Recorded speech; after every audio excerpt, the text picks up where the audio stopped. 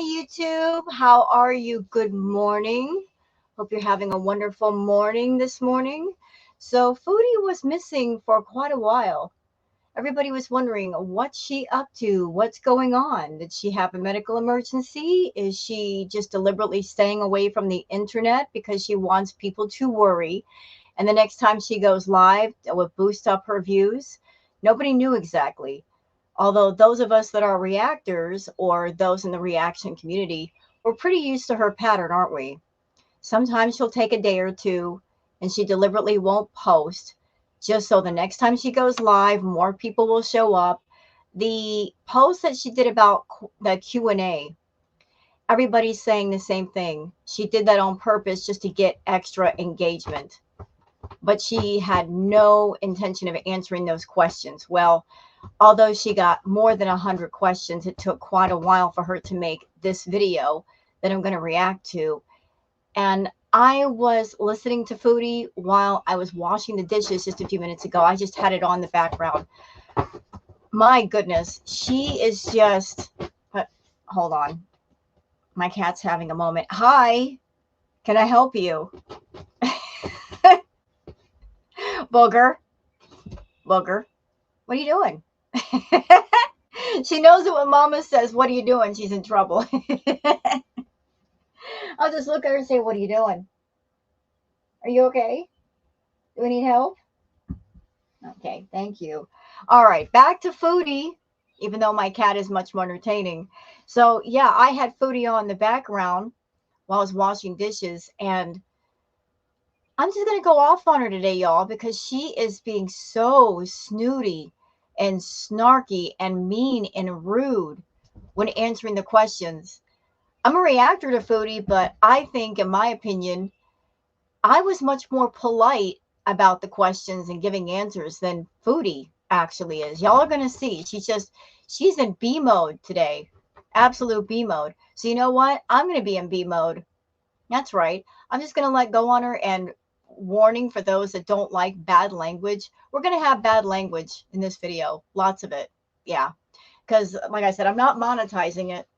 I don't think I'll be able to anyway. Shantel talks about B moments and BED, and usually YouTube bots pick up on it and they will basically ding your video even if you're not bringing it up. That's just what they do.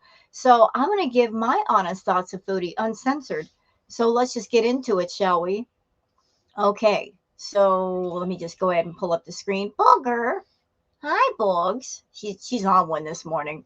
I told you guys she likes to be up early. Gets her mama up early. Okay, there's hi, Bugs.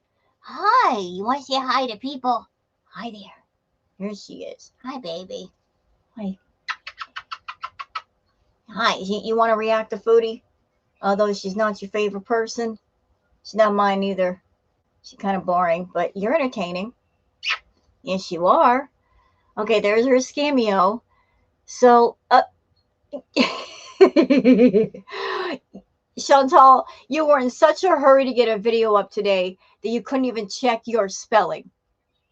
Answering your questions versus answering. Mama, you're supposed to be an English major. ANSWERING. You went to college for English, did you not? So what is up with the title being the way it is? That's what you get for being in a hurry to post a video because you want to make some money today. Check your spelling. Miss Professional YouTuber, Miss Getting to 100K YouTuber. Yeah, that's another thing. Look at her sub count. She's at 98K. Although she hasn't been on in a few days. You know what? Before we get into it, let me just look something up. I want to see something. Y'all give me a second. Let's do this real quick. Hold on. I'm looking up Social Blade. Y'all are wondering, like, Rose, what are you doing? Let's get into the video. We will. I promise. Come on. Hurry up. I want to look up her page to see if she bought some more subs. You know what, Social Blade? You are taking far too long. I got a video to do. You're getting on my nerves. Oh, it's .com, not .net. I'm stupid. I'm sorry. That's my fault. There you are. Okay, Miss Foodie. Miss Foodie. Did you buy some more subs? You sure did. You sure did. Y'all want to see? Of course you want to see. Because we're all nosy. Hold up. Let me just show you right here, right now. All right. So y'all look. Look, look, look, look, look. All right. So on 118, she bought 100. On 121, she bought another 100. And look down here. Look, look, look. Look what we got. Down here at the bottom, 127, 2024, she bought another freaking 100. You know what, Foodie? If you did entertaining content, really entertaining content that people liked, that they're excited for, if you inspire people, you wouldn't have to buy subs. It seems like you got a pattern, ma'am. Not only do you have to buy relationships, you have to buy subs. You're just that unlikable. Well, look right here. Y'all see right here that the fine print. See what I tell you about the reaction channels? We got receipts all day. I'm bringing one right now. She bought 100. She is desperate to get to 100K, although I don't know why. I really don't. Because if she gets to 100K, YouTube is going to do a little inventory check of her channel, a little audit, if you will. And if they see that she's bought subs, they're going to take them all away, and they will not give her her plaque. But again, shh, nobody tell her. Nobody tell her. Let her waste her money on something that don't matter. Let her waste her money. Let it happen. And for those who are wondering, Rose, you can really buy subs? Yeah, there are different websites and stuff where you can buy likes and engagement and views and subs. Although I do not recommend that. That's a big no-no with YouTube, so don't do it. It's better to grow organically and naturally and honestly than to do what Foodie's doing. What Foodie's doing is stupid. But look right there. 127. Today, she bought subs today. Bought 100. Again, Foodie, if you did great content, you wouldn't have to buy subs. People would just flock to your channel and click that sub button like they do with the rest of us. You're just going to buy your way through everything, huh? Okay, enough with that. Enough with that. Let's go on to the video, because like I said, I'm going to go off on her. I don't even care. I really don't. So for anybody that might be offended by bad language, I'm going to use some. I just don't care. Her snooty, entitled attitude is getting on my nerve. Or even give you a pep talk. I'm in Kuwait, so if you... Shut up. Did I say you could talk yet? No, wait your turn. So, yeah, we're going to get into it. Bad language ahead. Bad language. For those that don't like bad language, I'm going to use some. Don't like the entitled attitude. Don't like it at all. That really rubs me raw. All right, are we ready? We're ready. Good. Let's go. Let's get past her stupid scameo. Back to another video. I missed you guys, but I'm finally here to do the Q&A. So it's going to probably be more than one video because there's so many questions. So I'm just going to work my way. Oh, so basically she not only used the Q&A to get extra engagement because her regular videos are not getting enough engagement for her. What she's trying to do is she's trying to push herself up to the top of the search page. The reaction channels, because they put out content so frequently and there's so much engagement. If you look for Foodie's name, she will not be at the top of the page. The reaction channels are shown first, especially if she gets shadow banned. Now, for those of you that don't know what shadow banning is, it's when YouTube still allows you to have your channel. You've done something wrong. They're not happy with you. And as punishment, they put you at the bottom of the page. And Shantel's been shadow banned like hundreds of times. But she's trying to get that engagement by trying to do something to get people to post more. She's fishing for engagement. So not only she got the extra engagement, Now she's going to use the questions of like the next 3 or 4 videos. Although, you know what, Foodie? Considering the tone of this video, you should leave it alone. Because although the people that are asking these questions are your subs, possibly even VIBs, the people that pay that extra $5, you're coming off like a total bitch. Like you got that bitch attitude all day long. You're coming off as mean and nasty. You shouldn't have done this with this attitude. And I got a feeling we're going to see an apology post because some of your subs are going to come back at you and say, man, you were coming off all kinds of rude. What is the matter with you? You shouldn't be rude to your subs anyway, Foodie. This is your only source of income. The people that come to your channel, they literally pay your bills. They literally pay your rent. They pay for the food that you put into your mouth. You shouldn't be acting that way. You wonder why the reaction channels are more popular than you? Because we appreciate our audience. We listen to our audience. We appreciate their input. Even if it's critical, it's still constructive criticism. We appreciate people. You don't appreciate people. You don't even acknowledge that your subs are people. To you, they're just names on a page. That's it. But this whole smug attitude you got going on, it is so misplaced. It is so wrong. This is all you got, girl. This right here, YouTube is your only thing. Without YouTube, you'd be in dire straits. So you can drop the little snooty attitude. You can cut it out right now. But that's why I'm going to go off on you today, because the entitlement is off the chart. Way down with the ones that have the most likes. I'm going to say right now, I'm just going to lump all of these Salah questions into one answer. Where's Salah? What's he doing? Blah, blah, blah, blah, blah. I will not be answering that. That's we're 100% keeping everything related to that private. And all I can say, he is offline because he chooses to. We're not embarrassed. He didn't choose that. He did not choose that. Who are you lying to? If Salah were a private person that did not want anything to do with social media, if social media were not important to him, why was he so gung-ho about latching himself onto you and having you promote his gaming channel, trying to grow that? Why did he have you come on his gaming channel and do gaming streams for him as a way to grow his audience? Why did y'all have the couples channel? He was trying to not only make money off of you, Foodie, he was trying to grow his social media presence. So at a certain point, he could make some cash off of that, maybe as a way to be independent away from you. But his stupid mistake with Kai Bella has cost him a lot.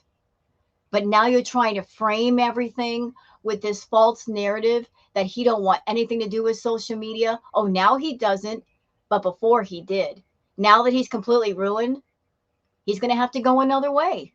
Well, that's the price you pay for being a romance scammer. You know, sometimes love stinks. He wants to be offline. He wants to do other things with his life. He just, this is not it for him. He doesn't want to be on YouTube at all anymore.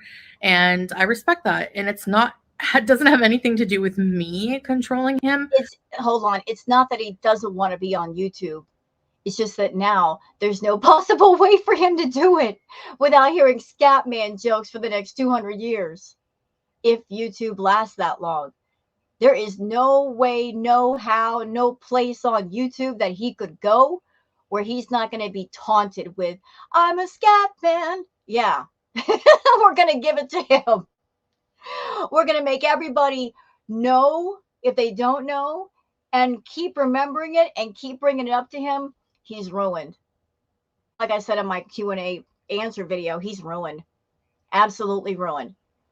But she's trying to paint it like, oh, he doesn't like social media. Oh, yes, he did. He was all about being in that camera and looking at himself and making love to himself with his eyes. He was as much of a narcissist as you. And I'm sure it's killing him inside that he can't be in front of the camera getting attention and getting in front of women and talking to him on the side with his little fantasies. But go ahead and keep giving us that false frame narrative, Shantel. I would like to continue with the couples videos. If I'm quite honest, I would love to, because I don't care what people think about our relationship. But apparently he does. Apparently he does. I would like to continue, but it ain't going to happen. It ain't going to happen. He was in it for the money. He was in it for the attention.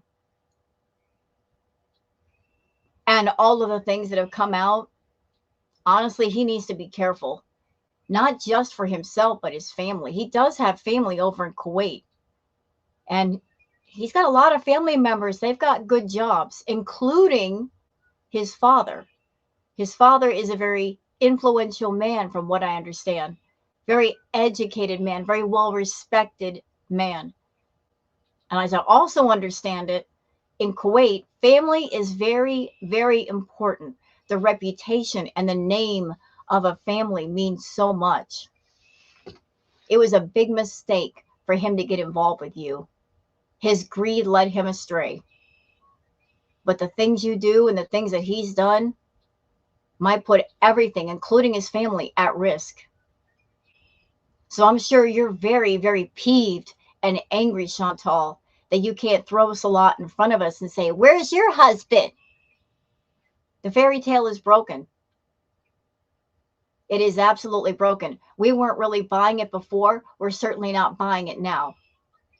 This is the second time in a row that a beezer has gone behind your back and taken your man. You big idiot. You repeated the same mistake twice. But I'm sure you're angry. You're seething that he can't come on camera with you anymore. Well, that's his fault and yours too. Make the choices I make in my life. And yeah, I would love to make videos with him still. But he doesn't want to, so it's just going to be me. So you will not be seeing Salah anymore in videos. Yay! So yeah, that's the answer to that question. Someone asked, why does he film you in the most unflattering ways? Listen, he doesn't think that way, and I don't think that way. Like, I'm not ashamed of my body in any angle. Yeah, but he's ashamed of your body. Shantel, let's do a little history lesson real quick. Let's go all the way back in the time machine when the two of you first started talking and when you came to Kuwait the first time. Do you remember the live stream you did with Salah? He said on live stream, you have to lose 200 pounds. That was basically him saying, I am not into super morbidly obese women. He wanted you to lose 200 pounds. And then there was a little crack that he made to Kybella in the messages. He said to her, to Kybella, at least I can carry you. He was throwing a dig at you by saying that. He was basically saying, I can't carry Shantel. There's no way. You're smaller. At least I can carry you. So he's not into big women. There are men that are into big women. He's just not one of them. He's just not that into you. And all the money you've spent on him and all the places you've taken him and all the things you've bought him, he's still not into you. And you could buy him a mansion in the hills. You could buy him a Mercedes. You could put $1 million in the bank. He still wouldn't be into you. You just don't get it. You can't buy people and you can't buy love. You made the same mistake twice with two different men. What are you going to learn? You can't buy people. Some people, their love, their true love is not for sale. I am, not a coward. I'm not shy. I show my whole body in every angle. I am who I am. Ma'am, please stop right there. Please stop. Put the brakes on. You're not a coward, are you? But you'll come online and you will yell and scream at the reaction channels talking about they must be ugly and they must be cowards because they use avatars when they go live. They don't show their real face. Hi, Shantel. Hi. I'm showing my face. I've been showing mine for a while. And there are other reactors that have shown their face in the past. But when you come online, you don't even show your real face or your real body. How many filters do you use, girl? Can we talk? Contour filter right here in this picture. Can we talk about the skin smoothing filter? Can we talk about the big eye filter? Can we talk about the eye color filter? Can we talk about all of that? What about the filter you use for your body? The one that elongates your body, makes you look taller so that you look less round. Can we talk about that too? If you're not ashamed of your body, why not just show yourself as you are? What's up with all those filters? You would never come on camera and go on StreamYard and go panel up with somebody because StreamYard does not have filters. You would never use a phone without filters. You want to maintain that fantasy image of yourself, although when the camera is off and you look in the mirror, you know what you really look like and you don't like it. If you liked it and you were comfortable with it, you'd show all of yourself like I'm doing right now. I'm sitting here right now, no makeup on, okay? No makeup, no filters, no nothing. There is a filter on StreamYard. It slows my computer down though, that it, smooths everything out, but I don't care. 53 and I don't care. I'm okay with how I am. You, filters all day, filters every day. I mean, I'm not ashamed of myself. Yeah, you are. So I don't mind being shot in different angles. I actually tell him what angles to shoot me in and what to do. I kind of direct him how I want to be like filmed. So I do it for different angles just to switch things up a bit. I'm not like a catfish and I don't like hold my camera high up. Well, stop it. Stop. I can't. I'm not a catfish. I am not a catfish. Hold up. It's receipt time. We like receipts, don't we all? We love receipts. I'm going to do a quick one right now. A really quick one. And it's on her channel, which makes it even better. Hello. What's up? We're going to show a little catfish picture. Y'all ready?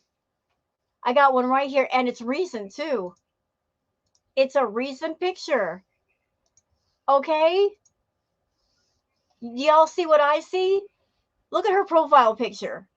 Who is that? We don't know her. Girl, look. Okay, take a look at that profile picture. Then look directly beneath it. That's her thumbnail from the video she just posted.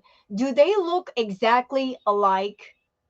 No. As a matter of fact, let's just blow that all the way up because let's look at that beautiful mean footage. Okay? Let's look at it. Who is this with the light green eyes? That ain't you. You don't have light green eyes, Foodie. I've got green eyes. Your eyes are naturally dark brown. You got an eye filter on. And then, girl, that picture, who's that? Who is that? Look at the shape of the face. It's not even the same. She's got that contour filter on the first picture cranked all the way down to max. And then you see the recorded version much more round, right? Who is that? Who? Don't know. She can't make up her mind what her face looks like. But we'll go back to the video. I'm not a catfish. Girl, stop. Please stop. I'm not a catfish. Yeah, you are. You're a big time catfish. You catfish Salah up until the time you left to go to Kuwait. Girl, stop. Let's go back to the video. Okay, we go. Okay, I'm back where I need to be. Good. Let's go. Here most of the time to make myself look thinner because I'm just not fake like that. So that's your answer. Girl, you're nothing but fake. You lie about everything. You lie about your relationships. You lie about being in love. You lie about your weight. You lie about your blood sugars. You lie about everything. You haven't told a single truth about a single thing. You're a lying liar who lies. And there's two things we know over here on my channel. You lie, but then you tell on yourself. And we look forward to you telling on yourself. All we got to do is wait. You'll tell on yourself. If Salah moved out, would you pretend that you were still living together and continue to live in Kuwait alone whilst paying him to film your vlogs? Or would you go back to Canada? This question makes no sense to me. Why on earth would I move back here to live by myself? Like, no, I would never live here by myself. Number one. But you are living there by yourself. It's so obvious he's not there. He's somewhere else, got a room, got an apartment, something. He's not there. He just shows up to drop off your groceries and go do the filming, and that's it. You are essentially alone. Congratulations, Shantel. You were alone in Canada. Actually, let me take that back. Let me correct myself. You had the villa with Pete's and the cats. You had that going on for yourself. Courtesy of Pete's, because Pete's put his name on the dotted line as being the renter, because you couldn't due to your previous bankruptcy and your bad credit. You got into the villa because of Pete's. And when you left, he was the one that had to deal with the thousands of dollars in damages that you did to the apartment, the plugged up plumbing, the ruined carpet, the broken kitchen tiles. All of that stuff takes money to fix. You left him with all of that. But you had the villa when you had it. And you were complaining about the rent. Oh, it's too expensive. I'm sure it's no cheaper in Kuwait because your Canadian dollar is worth, the last time I checked, the conversion is 23 cents of her Canadian dollar to the Kuwaiti dinar. The Kuwaiti dinar is much stronger. That means her money is nearly worthless in Kuwait. So that means everything is more expensive there because of that, because she's not getting paid in dinar. But it would have been much cheaper just to stay in Canada. You're in Kuwait. You're paying for a place, his place, the car, the groceries. Essentially anymore, when you're on YouTube, the money that you make from your videos, that just goes to pay for your food. You don't have much left over at the end of the month. In fact, you're broke within a week. One, I wouldn't even be able to live in this apartment by myself. As I've said many times, I guess people just don't listen when I talk. Why can't you live in the apartment by yourself? How hard would it be for someone to put their name on the lease and let you get in? I mean, I'm not saying Kuwait is corrupted, but in a lot of situations, money does talk. And if you know people who know people, you can get into a place. So, you could easily say that you don't live there. Could be his name on the lease. Or they choose not to believe it. That's fine. But you're believing false information because you can't live in this apartment unless you're married. So we had to show our marriage certificate to the apartment owner in order to live here. We don't show it to online strangers because it's none of their business and we don't owe them shit. So that being said, yeah, I would not live here. I would definitely, I don't know if I would go back to Canada, but I would maybe do something else. I don't know. Hi, Foodie from Trashy Girl. 434 likes. And you got to know the tone of this video. This completely slipped my mind. When Foodie puts on her red hijab and the red lipstick, you know what's up. We know. Like when she's got that red lipstick on, she's in rage mode. She's not going to be a nice person. And she's got the red hijab and she's got the red lipstick. The last time we saw the red hijab, like she was in a mood, she's in full B mode today. Full B mode. Just angry. Angry. Likes, hi Foodie. Quick question. How did you manage to gain 13 pounds? It's called binge eating disorder. You could probably Google it. That snotty ass answer. It's called binge eating disorder, and you can like Google it. But I thought you were the expert about binge eating, Foodie, right? You're the expert. You want to tell us all about it. You know so much about it. You are the expert. You're coming on camera with that attitude of, I know everything about BED. I know what I'm doing. Apparently you don't if you're over there gaining 13 pounds in a week, girl. Here's something scary for y'all. And I mentioned this in the last react. This is just fact. If you have a person who's in the 500-pound range, which Foodie is, prove me wrong, Foodie, get on a scale. You know I'm telling the truth.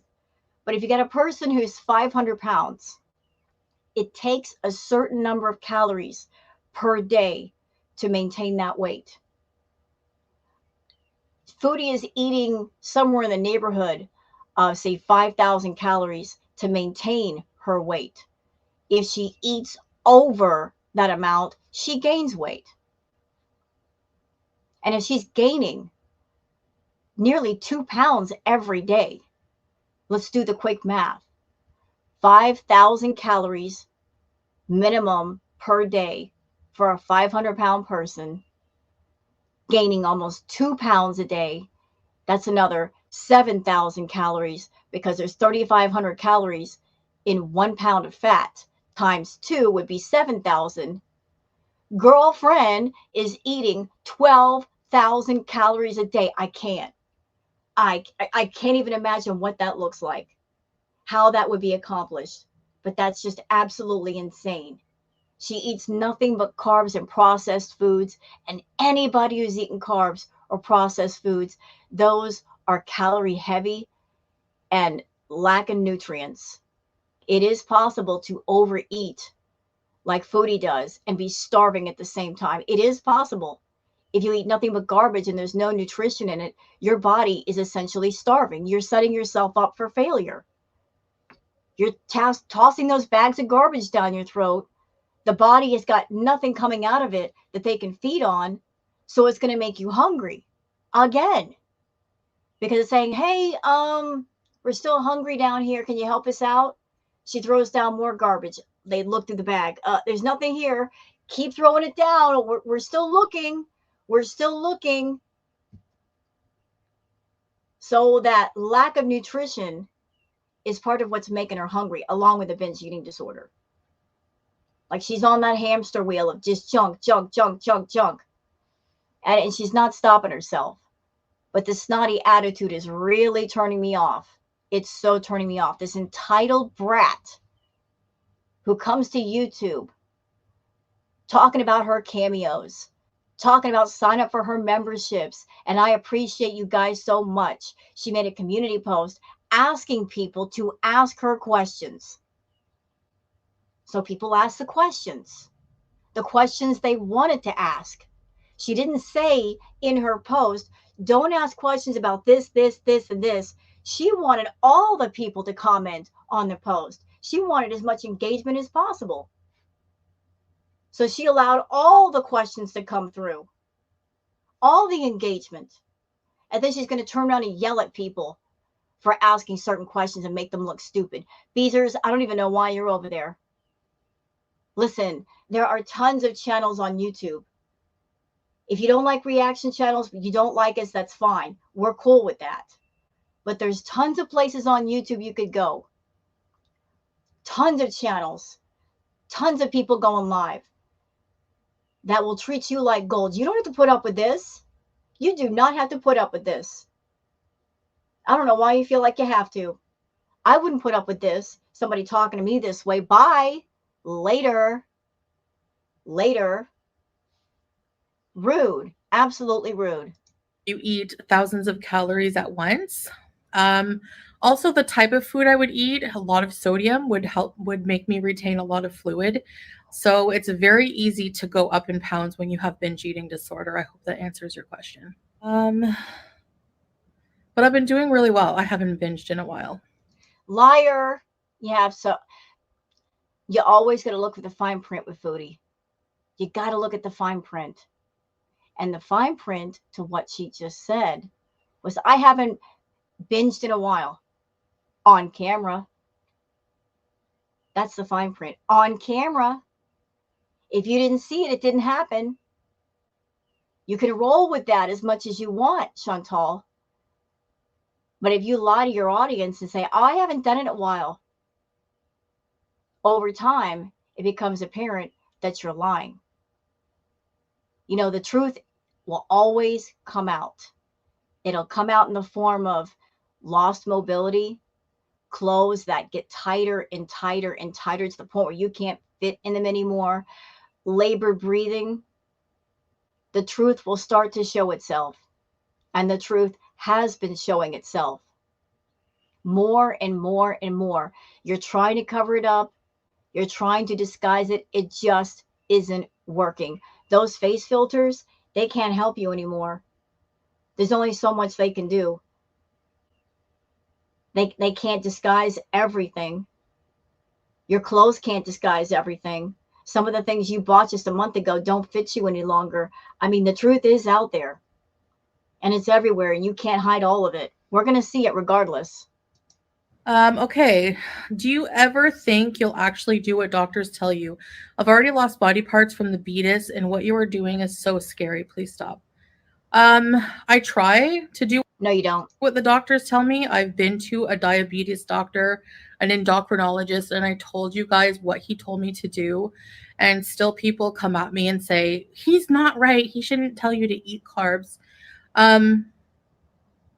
Actually, he goes for a more balanced way of eating. So like, I'll put some screenshots, but like basically, yeah, just food balance. And okay, you know what? By her just showing that on camera, again, I love how she tells on herself. She just told on herself.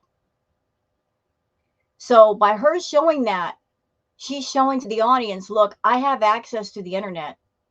I have access to information and knowledge and wisdom about the things that are going on with me. I'm just choosing to ignore the knowledge and the wisdom and the expert advice. I am making a choice to ignore all of it. I'm going to do what I want. I'm going to overeat. I'm going to have binge moments. And I'm going to put them all on camera. I'm going to make you guys watch. And I'm going to make money with it. She might even be doing feeder videos on Scameo. I've always thought that's what she's using Scameo for, as a kind of a covert way to keep in touch with her feeders and not get caught on a feeder site. Tell me I'm wrong, Foodie. Tell me I'm wrong. I've also thought, ma'am, during your time on YouTube, you've had a few feeders in your back pocket, people that pay you for regular content, don't you? That's your little side hustle. You get your money from YouTube, but you probably get extra side money from the feeders that pay you for certain kinds of content. That's how you're able to have money before payday. In moments before you get paid, suddenly you've got money in pocket and you do some shopping. We all wonder, where's that money come from? Probably the feeders. Probably them. Probably got a few in your back pocket that front you some cash. Yep. And combining carbs with, healthy carbs with other food groups. So I am trying to do that. If I fail, it's because I either just have slip ups, that happen.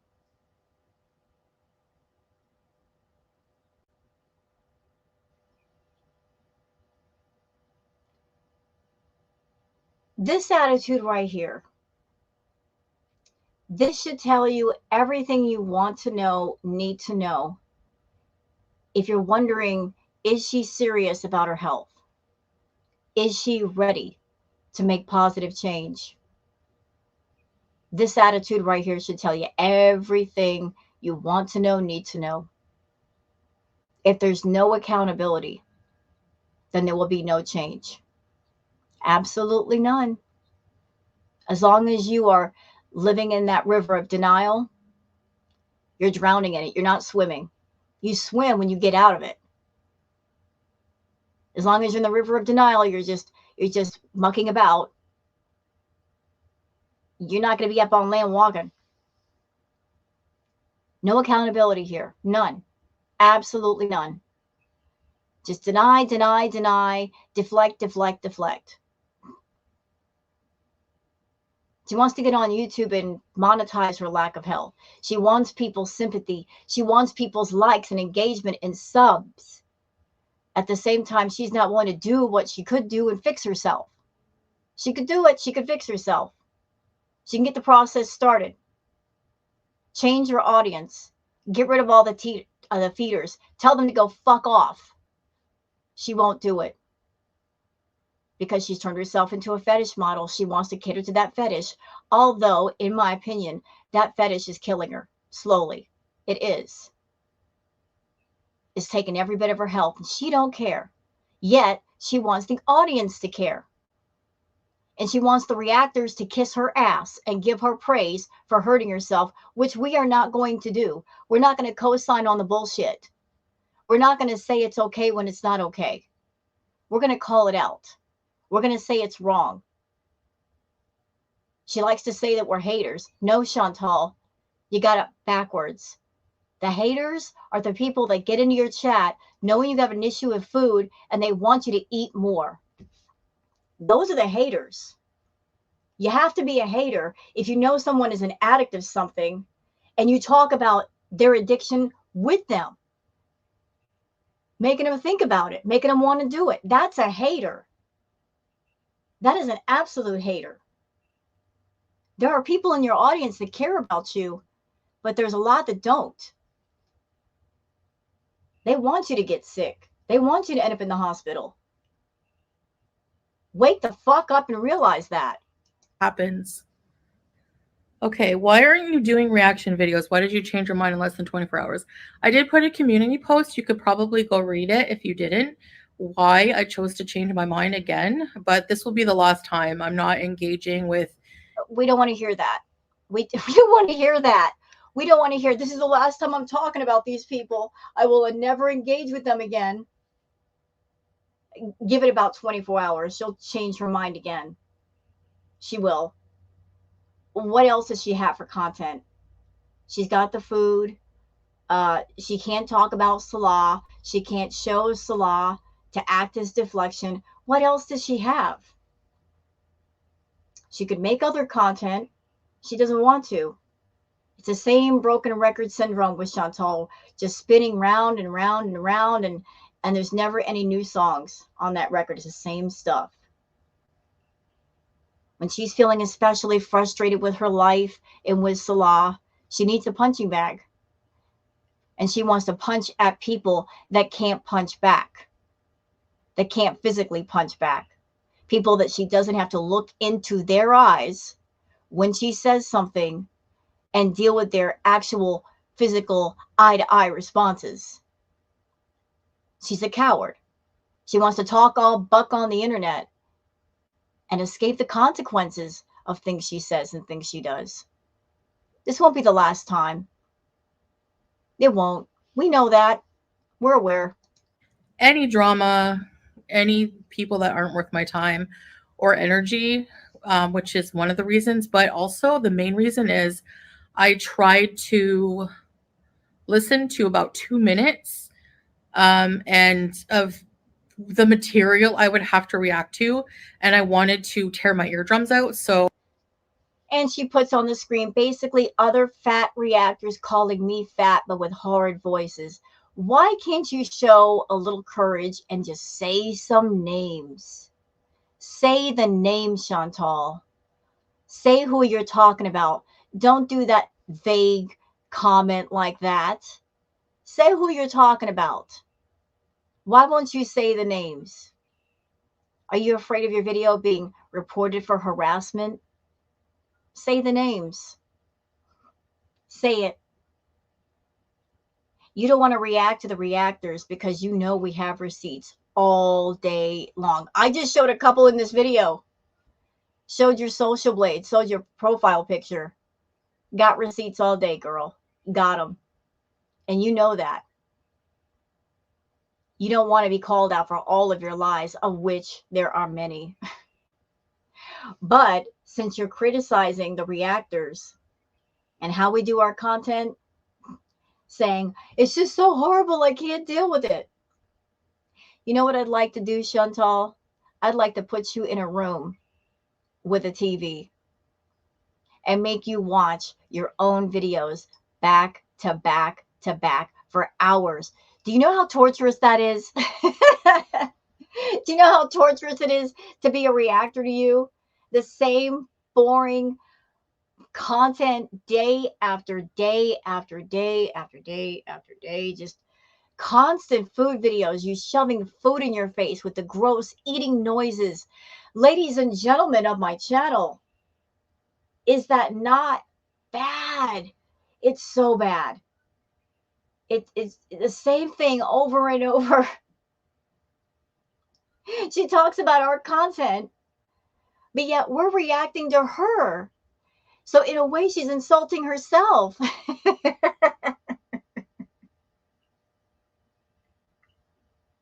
Our content sucks, but yet we're reacting to you. So you're basically saying you suck. Oh, there's no way there's no money on earth worth listening to that palava for more than 2 minutes. So no. Yeah, so how long is Salah grounded from the internet? As long as he wants to be. He doesn't want to come online. I can't blame him. The internet is really toxic, and it's probably better. Like, if I didn't love my beezers and I didn't like the attention of making videos and that part. If I didn't love my beezers, but the other part, I like the attention from making videos. But Shantel has said, if she's not making money online, she wouldn't be making content. So it's not about the love, y'all. It's not about, I like being on YouTube and I've got something to say and I want to share my content. It's about making money. If she weren't making money on YouTube, she would not be here. And by the way, Shantel, there are people in the community, reactors. They're doing it for fun. They don't look at YouTube as their main job. They look at it as just something fun. There are many reactors that they curse all through their videos and they know they're not going to get monetized, but they don't care. They do it because they love it, because they've got something to say. This is your only source of income, but many of the reactors have jobs. This is just a side hustle if you are monetized. It's not all of your income, but a lot of us do it for fun. Absolute fun. And entertaining people, I wouldn't want to be on here either, trust me. Like, if I wasn't making money from the internet, I wouldn't be doing it. That part. If I wasn't making money online, I wouldn't be doing this. She's money motivated. Only source of income. So Beezers, it's not about you. It's not about you.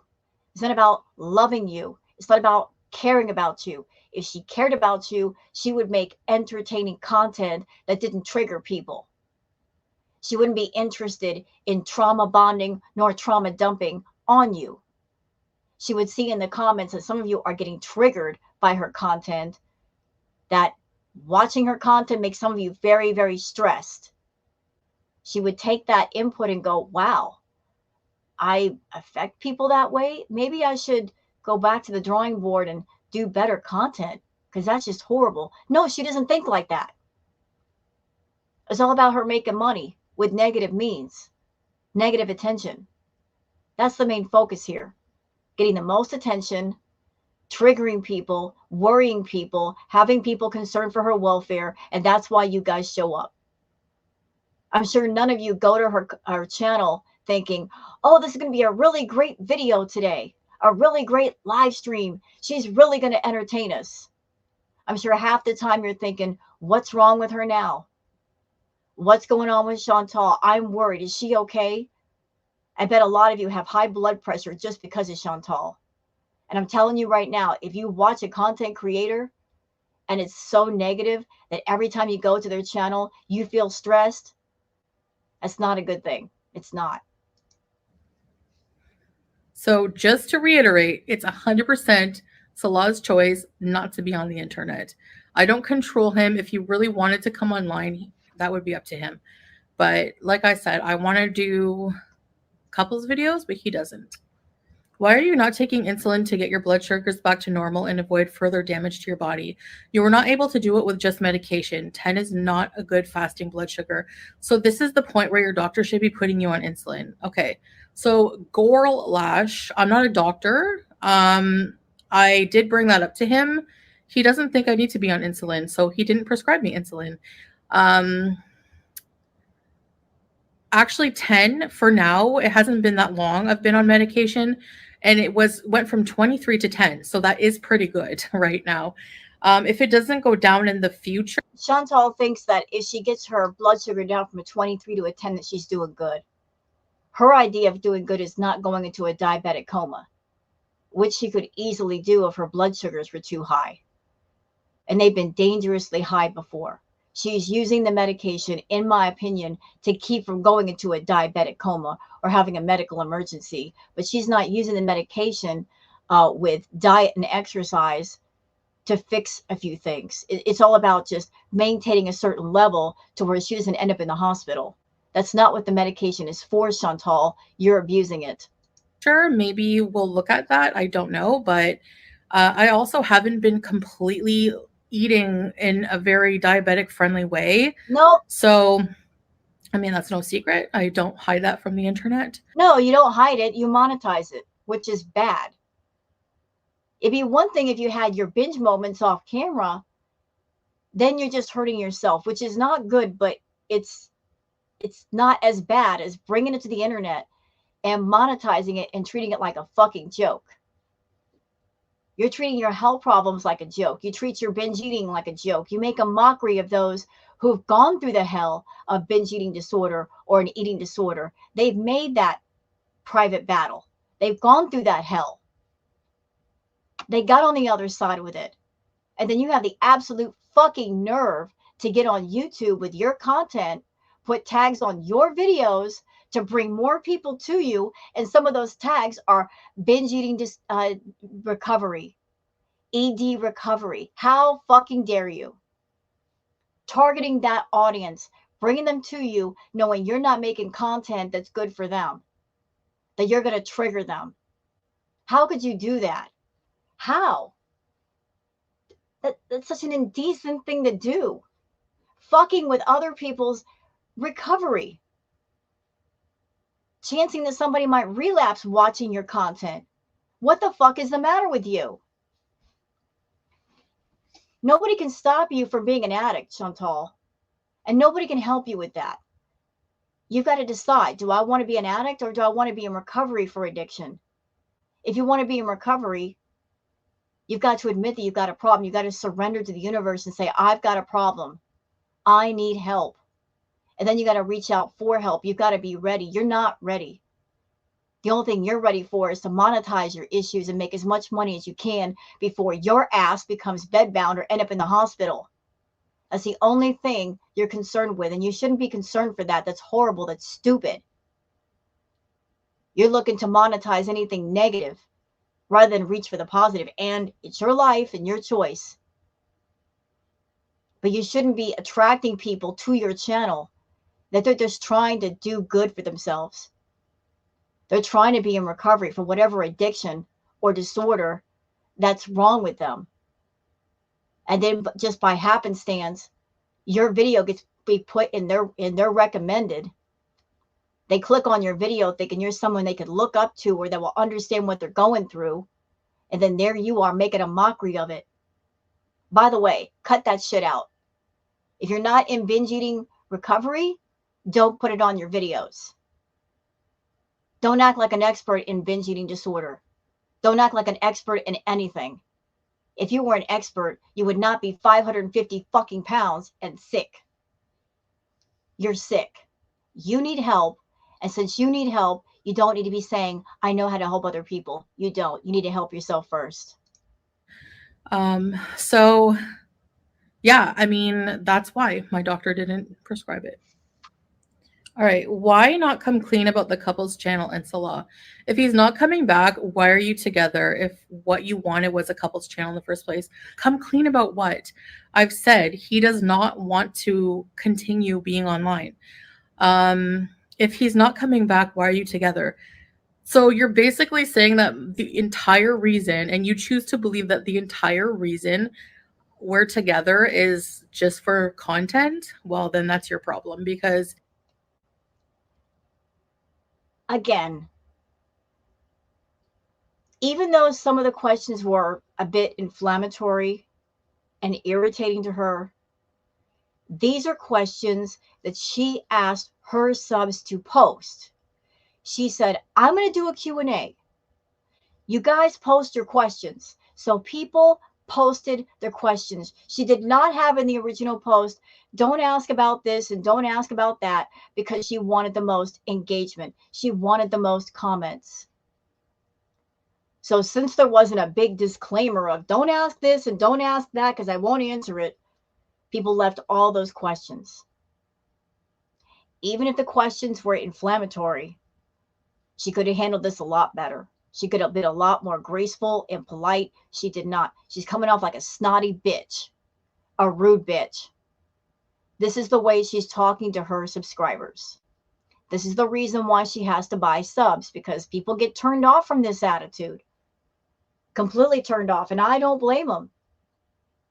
If you're subscribed to a channel, you're given a view, maybe a super chat, maybe a membership, and they're talking to you this way, what are you going to hang around for?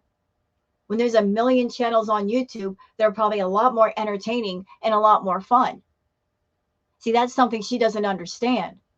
That if people don't like her content, all they got to do is go on the front page of YouTube and find somebody else to watch. Subscribe to their channel, have a good time, and not be negatively affected by negative content. She's lucky to have the subs that she does, to make the money that she does. But she's both entitled and burnt out on being entitled. She's been making money on YouTube for so long that she forgets about the real world, what it takes for other people to go out and have a job and make money.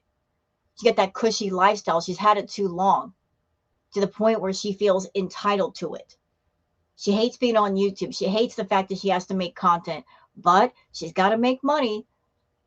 So she comes on YouTube and she treats her subs like absolute shit. And they put up with it. They absolutely put up with it. And that's their fault. Like I said, they can go anywhere they want. Guess what, VIBs? Guess what, Beezers? She's an abusive person. Always has been. She confessed long ago that she's verbally abusive. She said that more than once. And I believe her. I believe when she said that she was being honest. Verbal abuse is just as bad as physical abuse. Words hurt. So if you got someone like Shantel in front of you being snotty, like she's acting this way now, what's going to follow later? A community post or a video where she does a fake phony ass apology saying, I'm sorry, I acted that way, I was defensive, blah, blah, blah, blah, blah. And you'll forgive her. And then she'll do it again. And then she'll apologize again. And then she'll be snotty again. It's a cycle. That's how abusive people work. They hurt you, then they apologize, you forgive them, then they hurt you again. And every time you forgive them, the line gets pushed further back.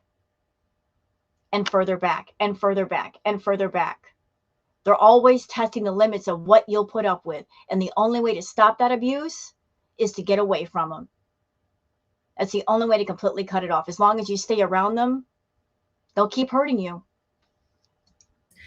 There's something called love. Okay, this is I don't even know. Have you looked at the symptoms of oppositional defiant disorder and borderline personality disorder? No. Do you believe you might be experiencing disorders? Is it possible that you are addicted to stress? No. Additionally, why are you not interested in learning to speak Arabic, especially considering your desire to live there for a while, your husband's first language, and as a means to show appreciation for the culture? I appreciate the culture. Doesn't mean I have to speak the language. I might learn Arabic. I'm learning slowly with him, but I might take a course in the future. I don't know. I'm focused. It's been a year. It's been a freaking year. You've been there a year, Chantal, a year, and you don't even know just basic conversation in Arabic. You are almost determined to live in Kuwait. You'll leave Kuwait, you'll go for visa runs and come back. You are determined to live in Kuwait. You say you love the country. At the same time, you are hiding from the country. You stay in your house. You barely go anywhere. If I were living anywhere for any extended period of time, I would want to know some of the language. I would want to know what's okay, what's not okay, what's disrespectful versus respectful. Maybe make a few friends in the area. That's me, though. Like if I went to Japan, I'd do all kinds of studying up on trying to learn a bit of Japanese. What would be considered rude? What is considered polite? How to be respectful to everybody. Because I want to go out and explore and do things and talk to people and learn about those little out of the way, not known tourist spots that tourists might miss because they're so busy with all the other stuff. I would be that person. Then I would want to be an asset to the country rather than a detriment. I wouldn't want to be that annoying tourist. I want to be that cool tourist that the locals get along with and respect. And I respect them in return. But not you. You've been in Kuwait for a year. What do you know in Arabic? Yalla. You know a few words. Even though you've got all the time in the world to sit on YouTube. Y'all, for those who want to know, anybody that wants to travel, or if you don't want to travel, if you're interested in any language, did you know that on YouTube for free, any language you want to learn, I don't care what it is, there are videos on YouTube that can help you learn. Japanese, Chinese, Korean, English, whatever you want for free. You can learn quite a bit in one language for free. Don't even need a paid for course. You can get the basics for free. She's on YouTube all day. Why can't she watch some of those videos and learn a language? She could. She's just lazy. Focusing on other things right now. I don't know why oppositional defiant disorder. I don't know. I mean, are you a psychiatrist? I don't know. Are you suggesting that that's what I have? I've been to many psychiatrists and they've never mentioned that. So thanks for the question. Why is one side of your face swollen along with your eye? Have you seen a doctor about this? My face is swollen on one side? I don't see it. I do. It's this side right here. I know you were probably screwing around with the filters before this Q&A because that question did come up, but this right side is more swollen than this left side. Did you mess around with the filters so it wouldn't be so noticeable, Chantal? Kind of looks like you did. Maybe you're looking too much at my face. I don't know. If you end up too ill or bedbound and become unable, these are like the dumbest questions I've ever read in my life.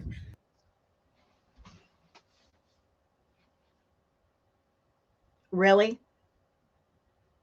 This is the way you talk to your subs? These are like the dumbest questions. Oh my God, I can't believe you people ask these things of me. Like I am just too intelligent to answer these questions.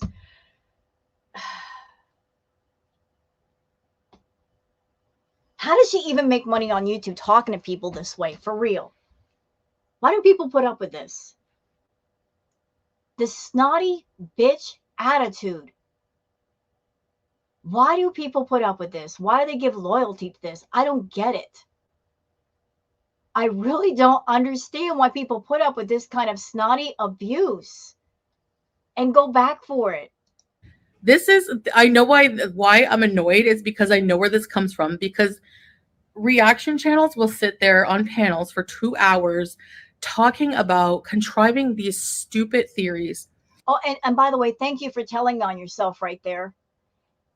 These reaction channels will sit up on panel for 2 hours. Oh, does that mean you watched the entire thing? Although we knew you were. We knew. You sit there and you watch entire streams, Shantel. It's not like you bounce in for a minute and bounce out. You'll sit there for the entire thing because you want to know what people are saying about you, what the opinions are. If people have believed your lies that day that you told them, whatever live stream or whatever video you put out, you're a narcissist. You are interested in anything that has to do with you. So, Miss, I am so busy. Me and Salah are so busy. I've got so much to do. I've got so much editing to do. So, if you're so busy, where do you find the time to sit there and watch all these panels, to watch all the live streams, Chantal? I would think a uber busy woman wouldn't have time for all that, but apparently you do. If you end up too ill or bedbound and become unable to make YouTube videos, what's your backup plan to make enough money to continue living how you are without issue? Listen, if I become bedbound, which won't happen because I literally just did a video of walking, but okay. If I become bedbound for some reason, then YouTube would be the easiest form of making money, would it not? I mean, What I say, y'all. In the Q&A that I answered for Chantal, I said, she's scary. She's absolutely scary because not even a medical emergency would scare her straight. Bedbound would not scare her straight. She would just turn that into content. So somebody asked the question, what would you do if you became bedbound? And instead of answering the question in the tone of, well, I don't want to become bedbound, so I'm going to do everything in my power to make sure that doesn't happen because I really don't want that. She's already got a backup plan for being bedbound. She's saying, if I become bedbound, I'll just lay in bed and do YouTube content. Told you. Told you. Nothing is going to stop her from eating. Nothing. She's not taking her addiction seriously. She's not taking her health seriously. If she becomes bedbound, she's like, oh, it's going to be a breeze. I'll just sit in bed and make videos all day. Yeah, but what if you can't? And what's your backup plan for having a caretaker, Chantal? Can we talk about that? Can we talk about the fact that Salah does not have the medical training to be a proper caretaker, to know what to do to take care of you in bed if you reach 600, 700 pounds? Can we talk about the fact he's not going to bathe you in bed? He's not going to change your clothes. He's not going to be able to know how to check for bed sores or infections. And you being a diabetic, any wound you get on your body is going to be slow to heal, which opens it up to infections. He's not going to know how to do all that. So if you become bedbound, who's going to take care of you? It's not going to be him. He's already at the point where he's barely around you as is, and trying to trap him with you by making him into a caretaker is not going to work. I promise you, he'll leave first. So this idea that you might have in your head of being bedbound and it's going to be a walk in the park, it won't.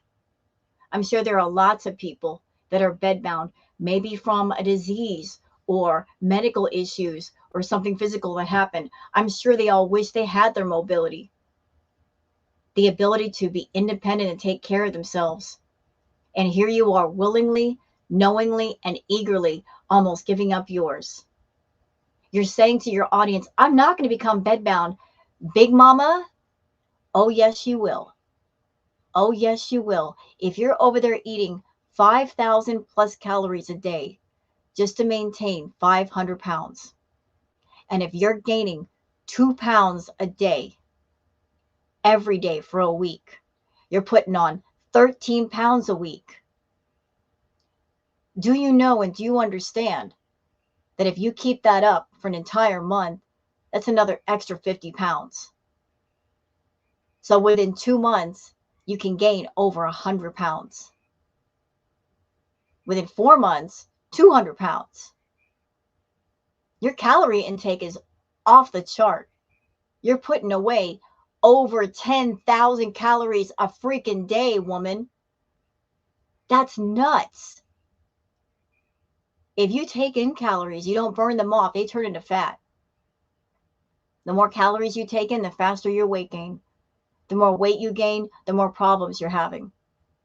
You know, in your recent walking videos, a lot of people have been commenting on the fact that when you walk, you don't bend your knees. Now, I can't say for sure why that is. Maybe you're having trouble with your legs, but I've got a theory. And if y'all want to hear it, here it is. So for those that have been watching Shantel for a while, we knew about the infamous fupa balls. I feel that over the course of time, the fupa balls have become an entire fupa apron. Her fupa is heavy and it hangs down in the front of her. And you got to know that hurts. That has to hurt.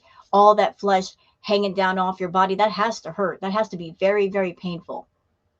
So if she's got a fupa apron that hangs down, she's in a lot of pain. And if it hangs down in front of her and it reaches down to her knees, when you walk, I mean, you're basically, your fupa is slapping your legs. That's even more painful. So maybe to avoid some of that pain, she doesn't bend her knees. You know, she kind of walks kind of stiff-legged. That's my theory, though. I could be completely wrong. But that's how bad things have gotten, Shantel. That's how bad things have gotten. But you're already planning to become bedbound. From the sounds of it, you're already looking at that as a possibility. Although I don't know why, because if that happens, Salah's going to be out. Out. He will not stick around. And there you will be in Kuwait, all alone, stuck in a bed. Nobody will want to take care of you. Not a good plan. I mean, you just have to lay there. I'm sitting here. I can lay there and also talk to you guys and go live or whatever. But I'm not the type of person who like sits here and thinking, what if, what if, what if? No, I live my life and don't worry about that. Well, you should worry about that. You should worry about that, because if you become bedbound or in the hospital, who's going to take care of you? You're not thinking about that. You're in Kuwait. Your family is not in Kuwait. Who's going to take care of you, Shantel? If you go into the hospital, do you have the money for an extended hospital stay? You don't. You live in paycheck to paycheck. You're dumb. Are there any ideas for videos with Salah when he returns? I suggest you should have Salah read out a hostage apology note in an orange outfit in the desert next to you with the vegetable pointed to his head. Yeah. Seriously. If that, he won't be coming back, but that's a funny idea. I like that. There are about 7,500 Canadians living in Kuwait. Why have you not reached out and made friends with any of them? I don't really care what culture you're from, like, to make friends with. If anything, I'd probably rather make friends with like locals, because I have a lot of Canadian friends. Like, I want something different. So she's been in Kuwait for a year. There are no friends to her to speak of. She hasn't made friends with the locals. Somebody just suggested, why don't you reach out to other Canadians who are living in Kuwait and make friends with them? And she's claiming she likes the locals better, even though she doesn't socialize with anybody. But why not reach out to those who are fellow Canadians? Why not? You don't want to be friends with fellow Canadians, but you don't want to be friends with the locals either. Stupid. I don't trust anybody. Like, I've had people reach out to me wanting to meet and like hang out, but I don't trust anyone from the internet. So I'm a little apprehensive about that. Also about that. Shantel likes to act like she's some big celebrity that wherever she goes, somebody's going to recognize her. The thing is, nobody off of YouTube knows Foodie, cares about Foodie. We have the community as it is. We have Girl World. The people in Girl World or come to know Girl World, those are the ones that know about Shantel. But I'm pretty certain that people over in Kuwait, they don't give a doggone. Shantel is one of those people, though, that her channel is her bragging point. You got to know that when she meets people, she's looking for some way to make herself seem important. So I'm sure that's the first thing she will mention to people. Hi, I'm Foodie Beauty, and I've got a large channel on YouTube. She can't just meet somebody and say, hi, I'm Shantel. and not talk about the channel at all. Just let that person get to know her for her. She uses her channel and the number of subscribers as a selling point. Although you guys have seen this video, despite the fact that she has almost 100K, buying her way there, she doesn't appreciate her subscribers. She doesn't appreciate the people that come to her channel and give her a view and put money in pocket so that she pays her rent and pays her bills and buys her food. She don't appreciate none of that. She feels entitled to it. But here she is acting like she's some big celebrity. Shantel, nobody cares. Literally nobody cares but you. Oh, I just don't really have time to focus on making new friendships. Making new friendships with people is draining and it takes a lot of energy, and I need to focus all that on bettering myself right now. Have you or do you consider your life out of control when it comes to your ability to control your eating and control your health? Well, yeah. I thought that was pretty obvious. If so, have you considered inpatient or an outpatient program? Yes, and I've been to both. Sorry. I've tried to get into an inpatient program in Ottawa, and they have very limited beds. She would never go to inpatient, y'all. If she went to a true inpatient facility that could help her, as I've said many times, she needs strict, lockdown, restricted inpatient, almost like a prison. That would be the only thing that could help her. That way she couldn't sneak eat. She couldn't order stuff off her phone. Strict lockdown inpatient. She'd never do it though, because you can't film inside of a facility like that. You can't turn it into YouTube content. You can't put people on camera that don't want to be there. I'm sure a lot of the patients in a facility like that want their privacy. She wants to be able to go into an inpatient facility and use it all for YouTube content and get sympathy and super chats. She's not going to go there looking for healing for her problems. She wants to exploit it as much as she can. That's why she'll never go. That's why she won't go to therapy, because she can't go into a therapy session and exploit that for views and for money. Anything that has to do with being in a room with somebody, no camera on, can't make money with it, not interested. It's all about exploitation. It's all about turning her problems into a three-ring circus, and she's the clown. And the outpatient program pretty much did nothing for me. They put me on Vyvanse. And that made me feel like I was on like a hard drug. What would you do if YouTube ended? No idea. Life would go on though. I mean, that's it, you know. I never stay stuck for a long time. Did you really walk those 3,000 plus steps, or did Salah walk most of them? He did. What? We walked alongside. That's how he was able to film me. I don't understand what you're talking about. I was in like the majority of the shots. So no, and I even showed like my phone. No, I walked them. Shantel, we've already proved you can cheat with your phone. Actually, full credit to Erie Pepperoni. She did a live stream. She talked about this. You can just sit still in a chair and swing your arm, and the phone will think that you're taking a step when you're not. During the video, Shantel was swinging her arms vigorously. There were several jump cuts, so it wasn't 100% accountability. And a lot of those shots, you saw her. She's sitting there leaning up against a tree, leaning on the railing. She was just doing a lot of stopping and starting, stopping and starting, stopping and starting. And a lot of the shots, and again, Erie did point this out, you saw a bench behind her. Like she sat down and then she'd walk a few steps away from it, and then they'd start filming again. So you weren't walking the entire time. You were doing a lot of stopping, a lot of leaning against things, a lot of swinging your arms to fake the steps. The only person that's really hurt by what you're doing, Shantel, is you. You're the one that needs the exercise. You're the one that needs to care about your health. And if you fudge your way through it, if you're lying your way through it, your health is not going to improve. And if you're hurting your health, you're not hurting our health. You're the one that's the most affected. So you are making the active choice and decision to keep hurting yourself and push yourself to a point of a medical emergency. And there's nothing that any of us can do to stop you. Would you take on the challenge of giving up rice for veggies for one entire week? No. Yeah, I would for sure. No. Yeah, no problem. I love veggies. I do.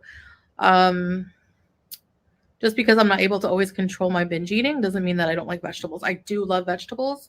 So yeah, I would definitely try that sometime. I have spent a lot of energy in my life. I am old in the pursuit of men. Don't all women want a partner, or most of them? Watching my weight and changing my personality and fussing over them. And you know what I have realized? Men don't like women at all. It takes age and life experiences before they even really care about other people. I think that statement was an unfair statement to men. By the way, that's how I feel. Like the tone of that question, it felt like this person had been hurt by men, had been in some bad relationships, and I understand that, but you can't judge all men based on the actions of a few. You can't put other people's crimes on other people. You get me? Like if somebody has wronged you, you can't approach the next person with a sense of you're going to do me wrong too and you're awful. How do you know? You got to approach each person with a clean slate. You can't put the past transgressions and crimes of another onto a new person. So with this person's question, I'm sensing that there's a lot of just bad experiences, maybe a bad relationship, and they have this point of view as a result. Woman. I think you're talking about personal experience. Yeah. If you never had to pursue a man, what would you do with your life? What are your interests? I don't think that my life has anything to do with pursuit of man. I could. Oh, please. Listen, Shantel, I don't know what happened long ago. I don't know what happened, but somewhere a switch got flipped. Maybe it has to do with your sister getting married or getting a relationship and somehow you felt in competition with her. Or maybe now that you're getting older, a switch got flipped that you're almost 40 and you have to have a man. You don't want to be alone. Some kind of switch got flipped. And you put yourself on this feverish quest to find a partner, to have a partner, no matter what it took, no matter how much money you had to pay for them. You got on that quest. And you've been on that quest ever since. Like whatever it takes, you got to pay them to be with you. You got to threaten them. You got to harass them. You got to stalk them, whatever it takes. And you won't get off that quest. You're giving everything away that you should keep for yourself and better yourself. Again, a bad choice. Leave and be single right now and still have my independent life. I definitely love Salah, and I fell in love, and that wasn't planned. It's not something that I planned. It's not like I was like, oh, I need a man. I don't need a man. I want a man. Actually, maybe I do need a man. I need someone, supportive and Shantel, you don't want a partner. Because having a partner would mean you have respect for who they are. You get to know them. You care about what they care about. You are interested in where they're going in life, what dreams they have, what interests they may have. And you take care of yourself at least to a point where you're giving them the freedom to go and do what they wish. Like they have outside interests, they have outside passions. They've got the time and the energy and the focus to go do those things. You don't believe in that life. You take people's freedom away from them. You want them completely devoted to you. You are not about independence. You are about codependence. You are the codependence queen. You want to be codependent on a man. You want him codependent on you and your money. You want to trap a man with you. And only when you get bored with that man will you let him go. when he doesn't have any more resources that you could borrow off of. Pete's is a great example. You latched on to Pete as long as he had that good credit and he had his good job. You latched onto him so hard until his credit was ruined because of you, and he had no more money also because of you. You drained him dry. You broke him. And now that he's not useful, you have no use for him. You're leaving him alone. That's what you do to men. You walk up to them, you figure them out, you see if they're stable, they got a good job, they got money, there's something about them that you want. You take everything that you want, you give nothing but headaches, and then when they're drained dry, you release them. I need romance and attention and intimacy. Intimacy is a huge thing in my life. And you're not getting that. Girl, who are you talking to? You and Salah are not intimate. And I think part of the rages that you have once in a while is because you're frustrated. That's right. Sexual frustration. You are frustrated. If you were not frustrated, we would know. We would know if you and Salah were doing the dirty. I know, like, I'm talking lewd for a minute, y'all, but just hear me out. If she and Salah were doing the dirty, we would know. She'd be in a much better mood. She'd be walking on air, coming on camera, talking about, oh, my back hurts, my leg hurts. I'm so tired from last night. We don't hear that talk, do we? Because ain't nothing happening. She's frustrated. So yeah, I don't really understand the question, I guess. I could, like I said, I've never really pursued a man, like, to the point where it ruined my life. Like, I've always worked, always had my own life, you know? Anybody want to tell her? Isn't that exactly what happened with Natter? She ran after Natter. She spent all that money with Natter, all that time on Natter, made him a channel, did his thumbnails, spent so much time on his videos versus her own content. That's when everything really took a dip, is when she got super obsessed and focused on Natter. And the downward dip has not stopped since. It just keeps getting worse. This is what happens when you stop caring for yourself. There's an old saying, you can't pour from an empty cup. Her cup has been empty for years. She doesn't want to fill it up for herself and drink her own tea. She wants to give it away to somebody else just for the sake of companionship, just to be able to say, where's your husband? Where's yours? He's in the red room. So I don't really understand your question fully, but I hope that answers it. Sorry guys, I don't like to sit in one position for too long. It's painful now. You uprooted what life and family connections you had in Canada for Kuwait and everything you thought it was going to be.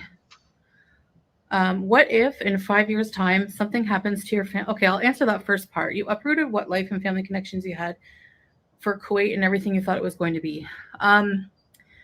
If you're referring to the event that happened with my husband and I as it completely ruining everything we had built, that's where the reason I'm here. It's because it didn't, because that's where I outweighed everything we had with. You know, she's being so deceptive with these questions, y'all. Can you know how you can tell?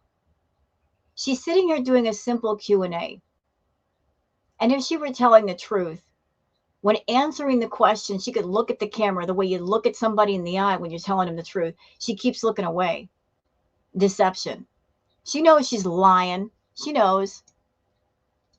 What we talked about in private and new promises we made to each other. We are starting again anew and moving on.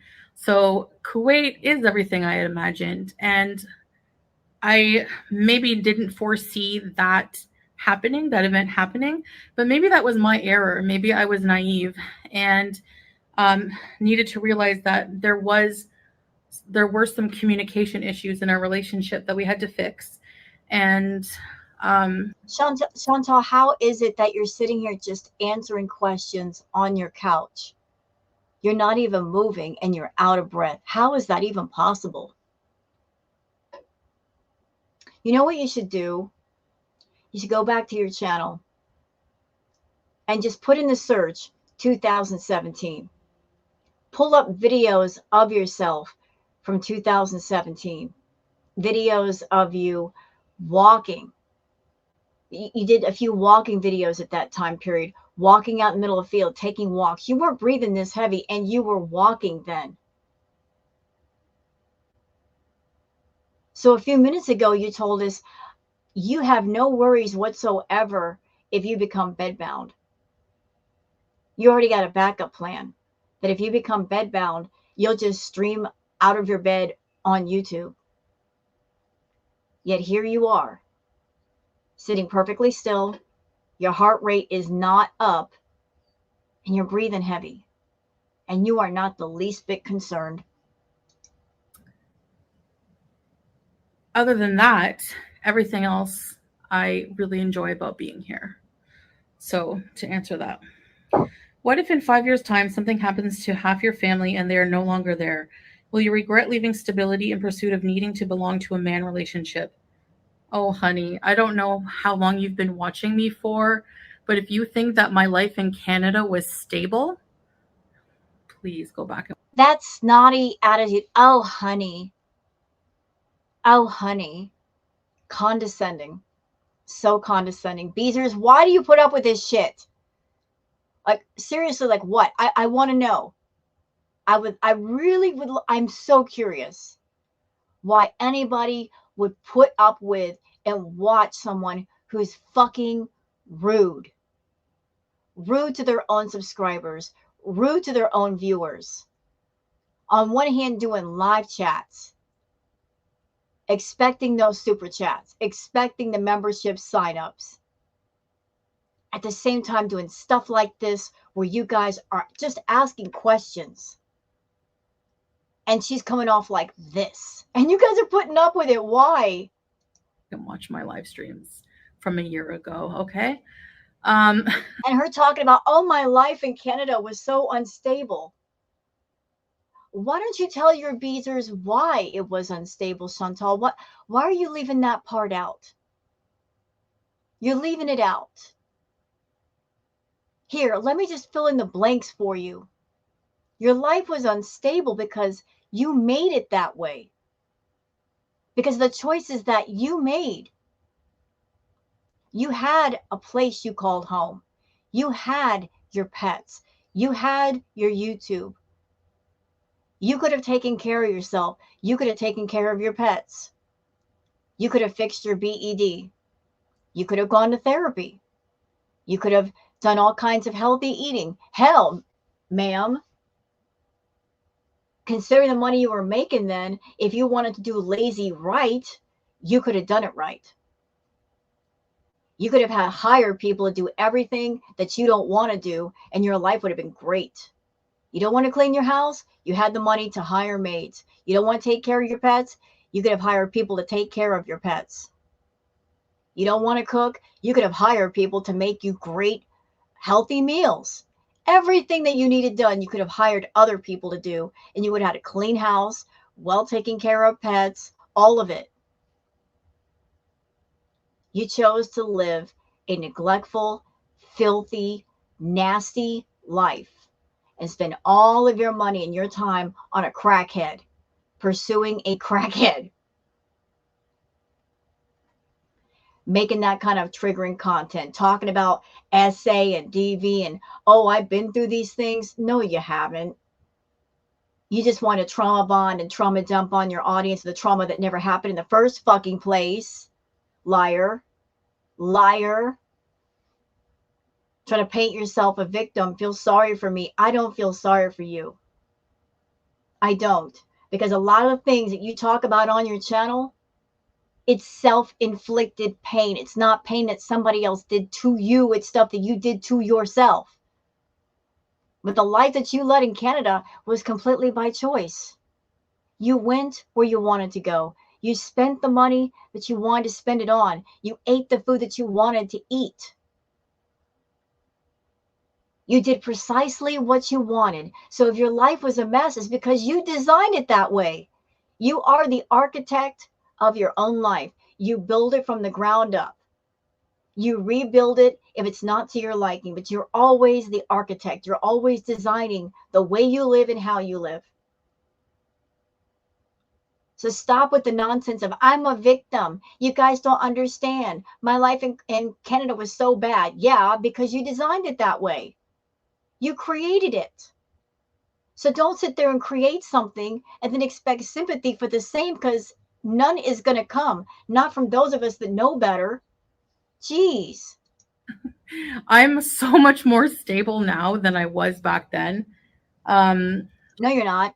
I don't regret leaving my family because everyone has the right to pursue their happiness, even if that's not, I mean, even when I lived in Canada, I didn't see my family every single day. Everyone has their own lives.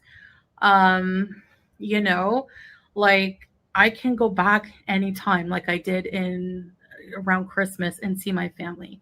So will I regret not seeing them as much?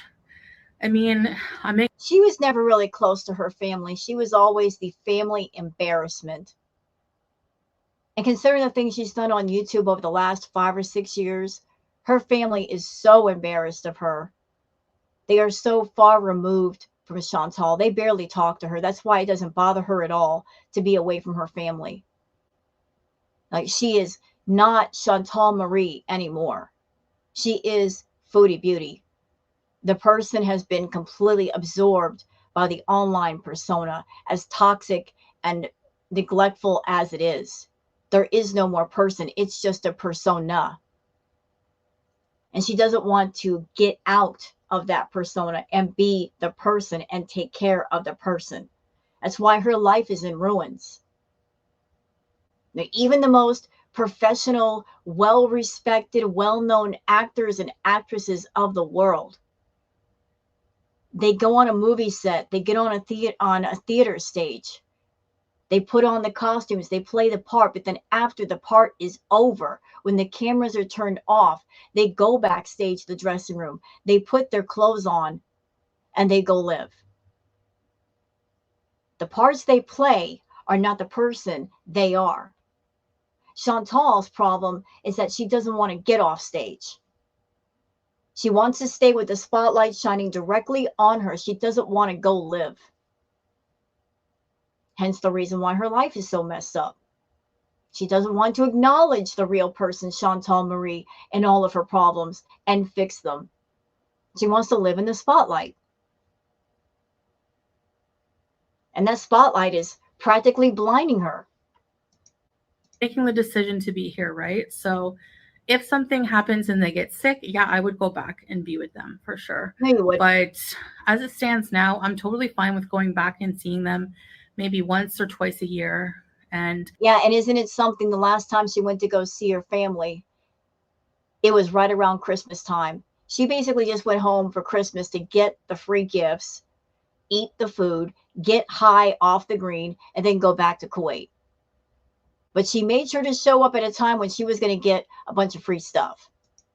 I talk to them every day. No, So I don't know where people get, I don't know if they're projecting or they're thinking of themselves when they say I need to belong to a man. You know, people see me as like weak and pathetic for running back here.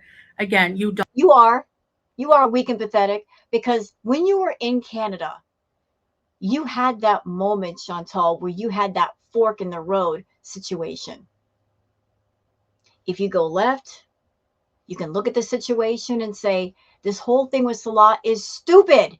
It's stupid. It makes no sense. I'm not getting out of it everything I think I should. I'm not making money here.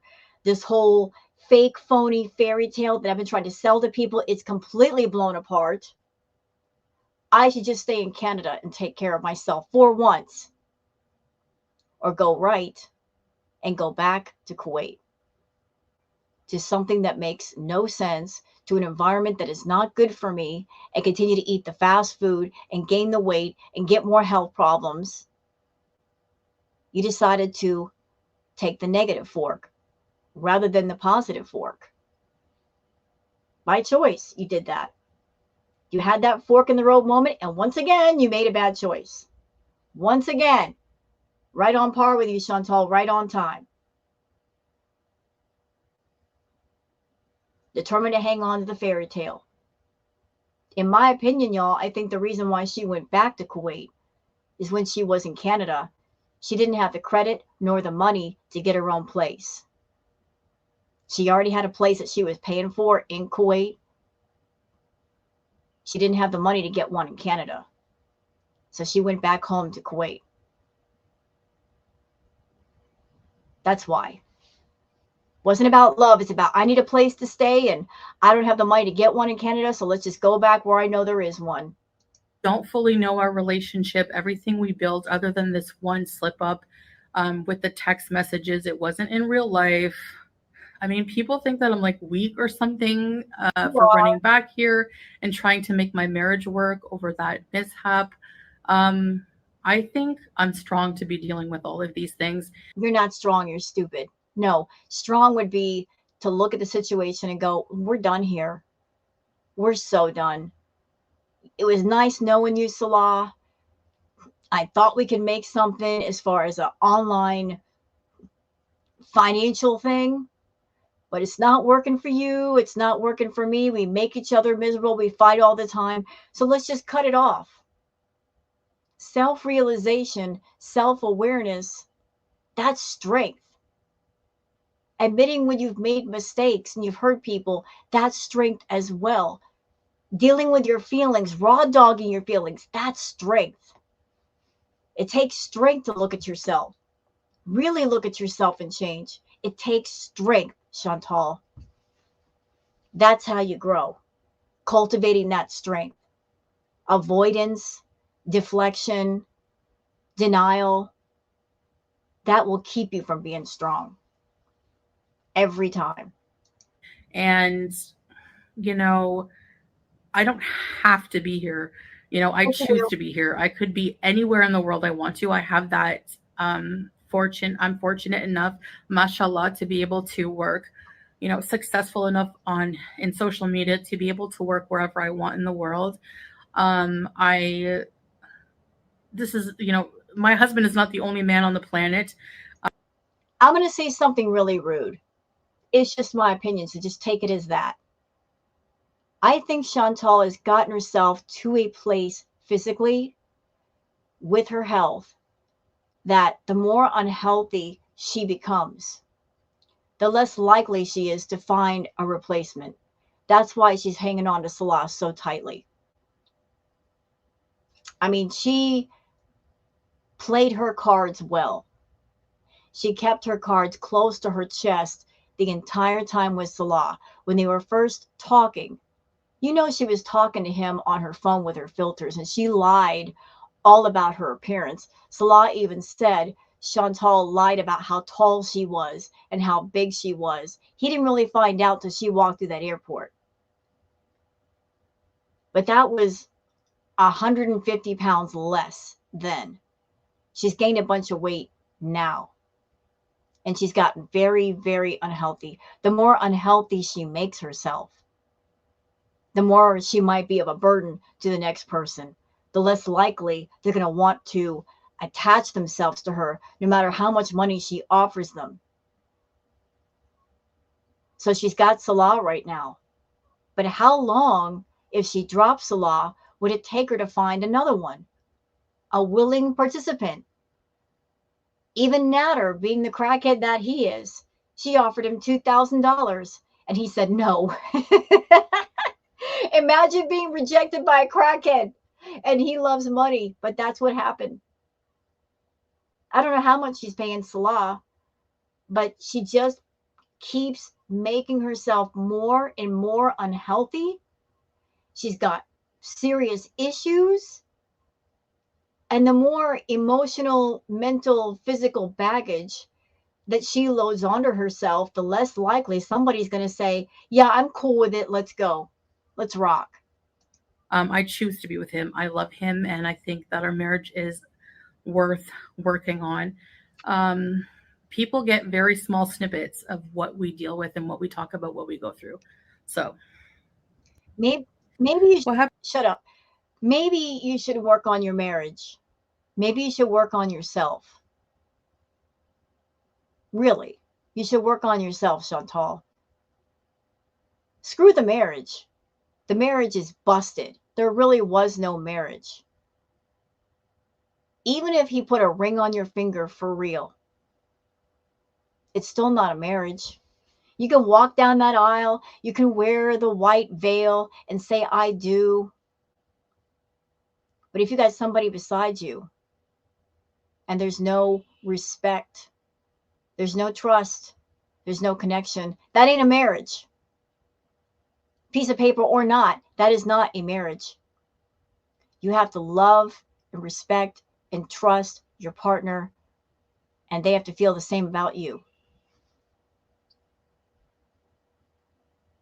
You got a whole lot of baggage, big mama.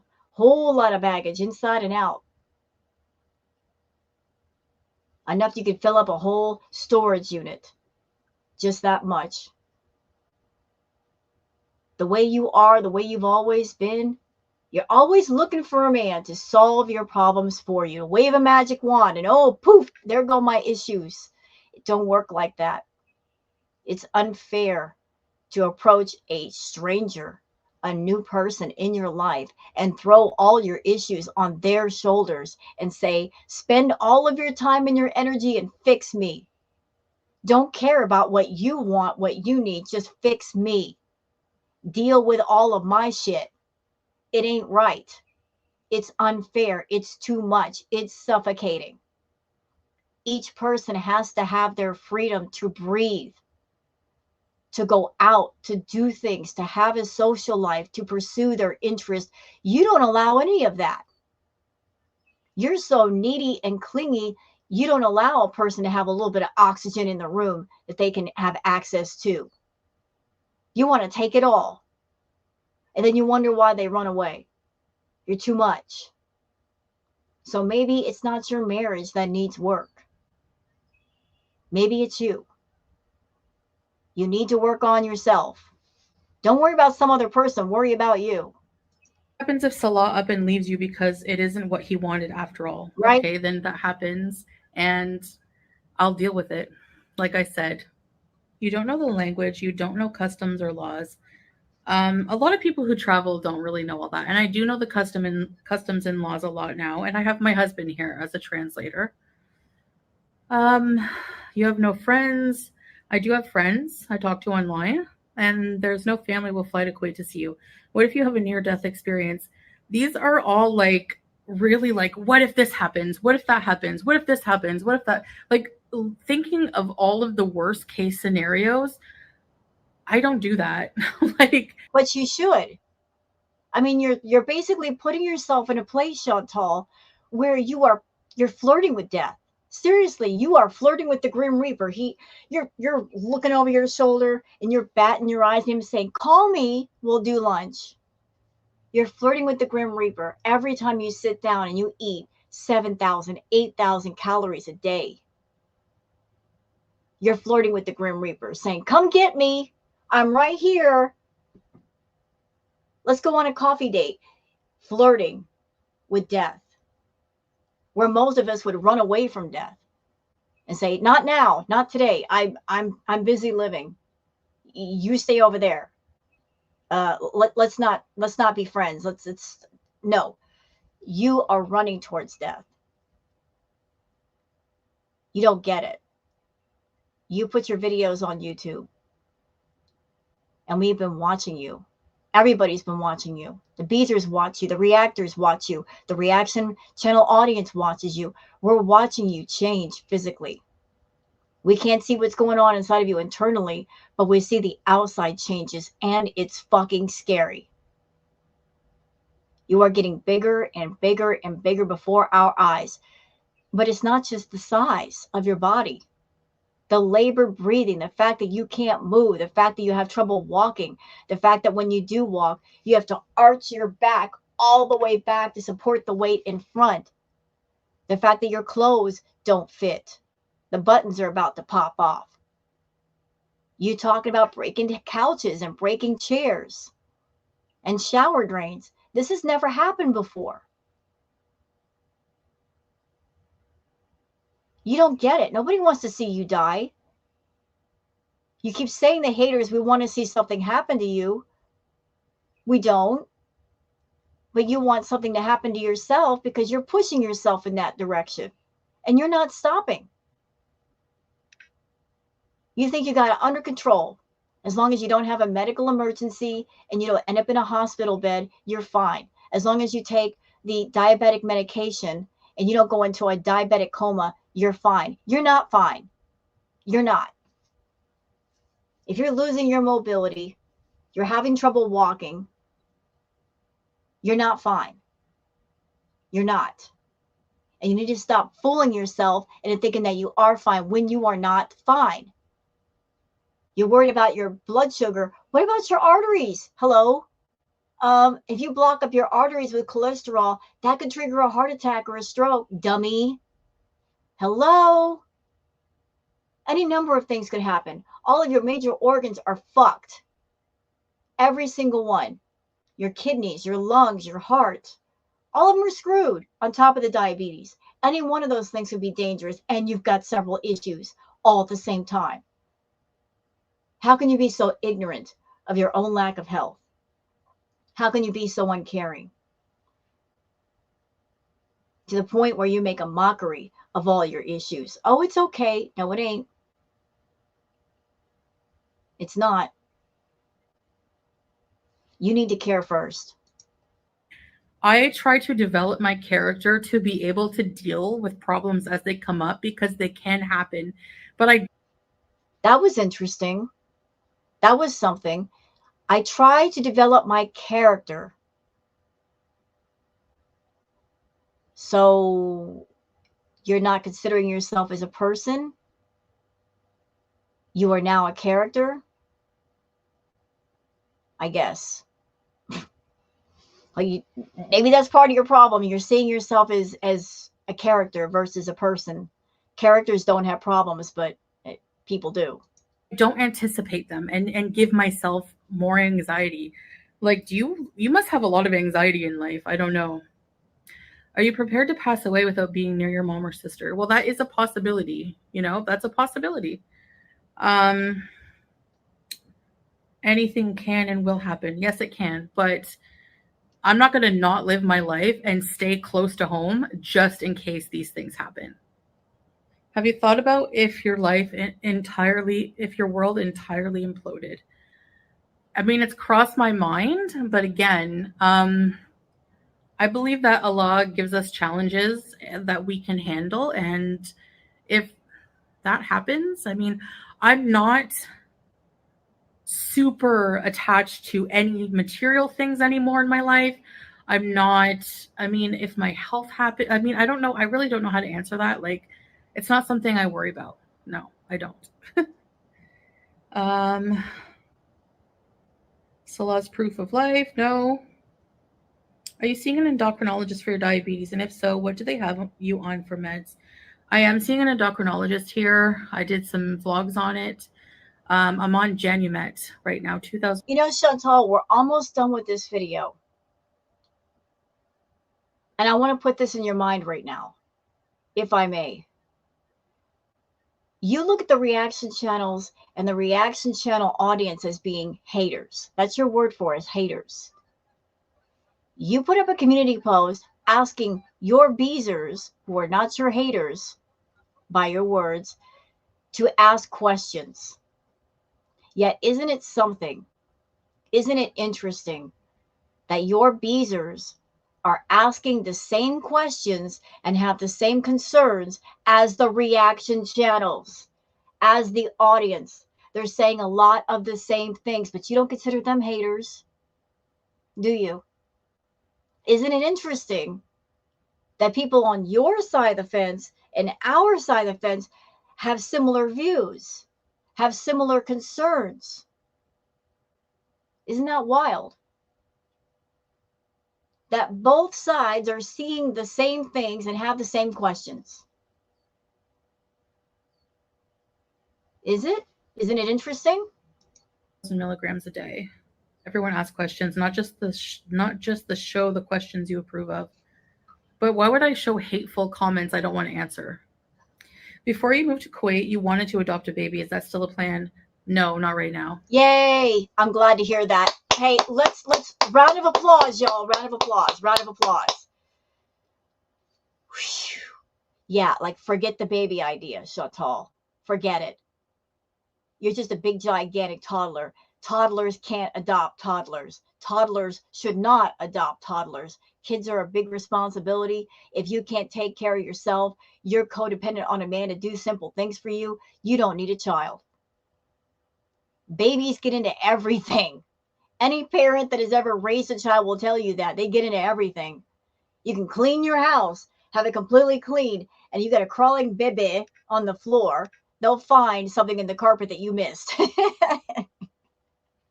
They need constant care. They need good upbringing, bringing up with morals and values and manners and how to deal with people. They everything good inside of you. You want to pass that along to the child.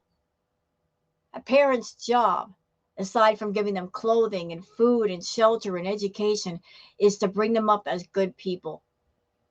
To the point where when they become an adult, as a parent, you have the security of knowing you did your job well and that your offspring, they're going to live a good life. They know how to take care of themselves. They know how to be independent. They can go after their dreams. That will give you a sense of ultimate pride.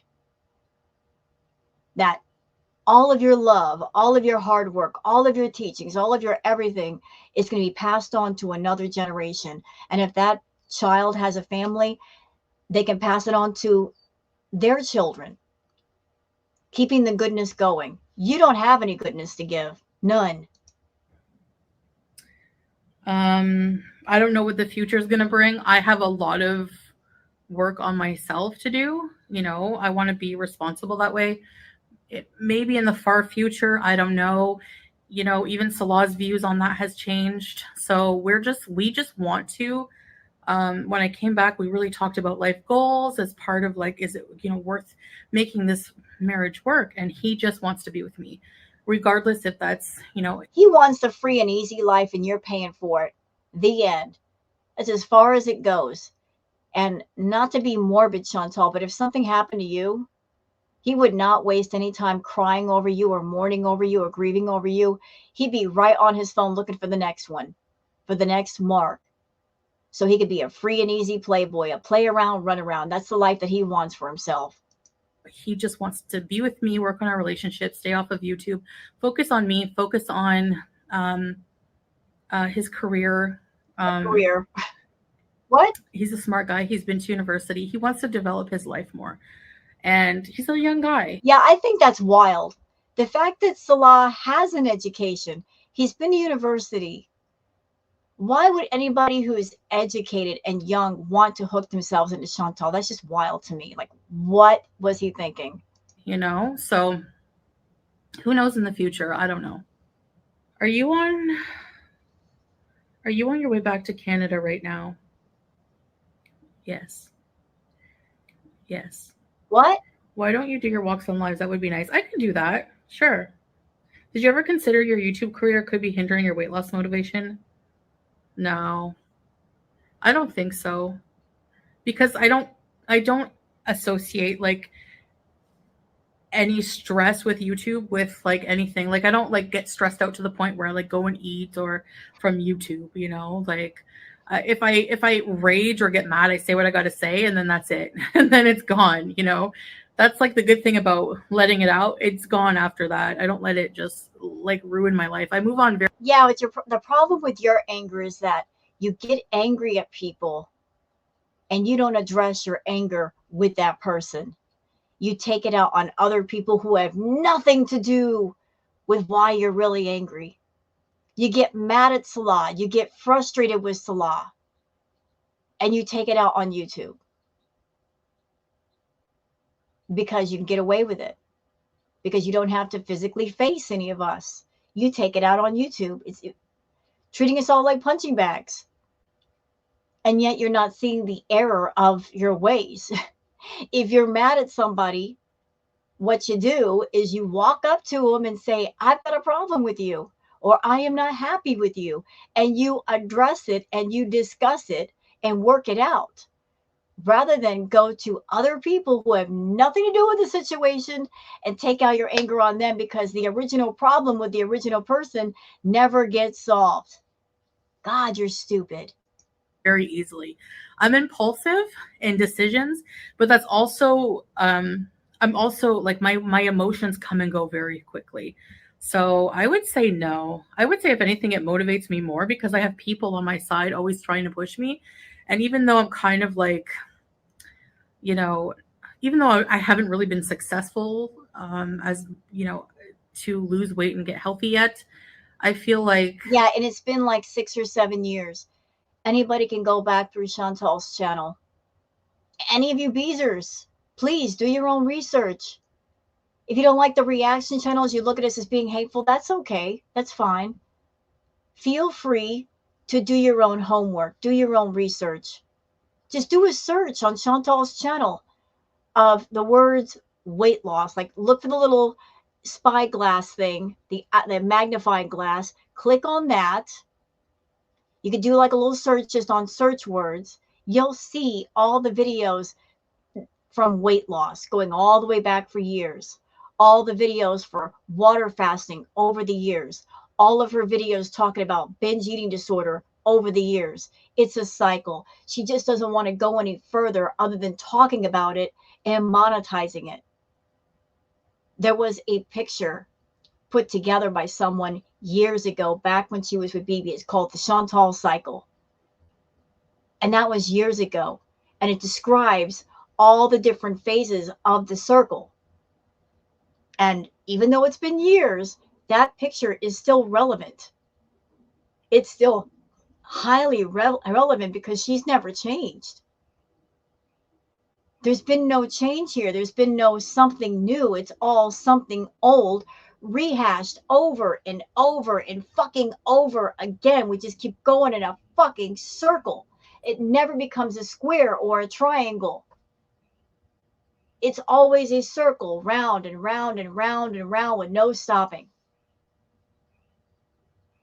Driving us all batty. Driving herself batty. Yet she doesn't want to break the wheel completely, as she should. She wants to keep it going. Keep it going. Keep it going. Keep the wheel turning. Even though the wheel is not good for her, let's keep it turning because it's making money for her. The extra support of people on my side makes it more motivating. Also, the fact that I could potentially help a lot of people. That's one thing I really, really like about it. No.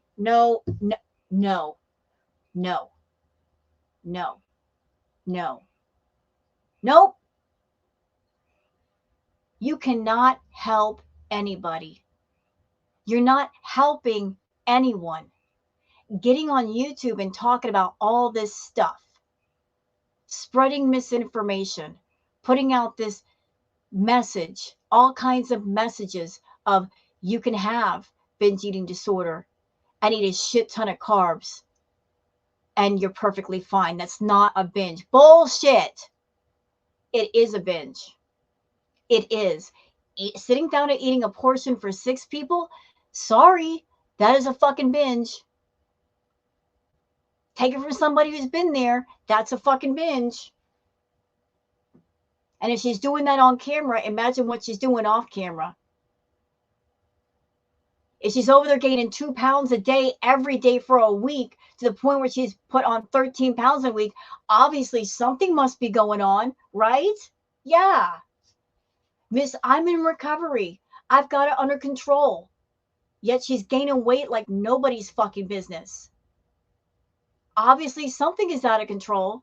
Obviously, she needs help. And if she needs help, she's not an expert. And if she's not an expert, she should not be giving fucking advice about anything because she doesn't know what she's talking about. Nobody should be taking medical advice from Chantal ever. Ever. Taking advice from her is dangerous. Nobody should be doing it. No one. She doesn't know what she's saying. She's only trying to frame things in such a way to where she can act badly in front of her audience and they will forgive her. they will excuse her. They will trust her that she knows what she's talking about. But if you look at her, obviously she has no idea what the fuck she's saying. Obviously. Somebody who's got out of control diabetes, taking 3 medications, getting 13 pounds a week, eating 12,000 calories a day, doesn't know what she's talking about. Not in recovery. Not. What you should do, Shantel, is take some time away for yourself and get your head right. Because that's where the BED is coming from, your head, not your stomach. Get your head right, then the rest of you might get right. Talk is not going to make it right. Talk is not going to aid in 100% of your healing.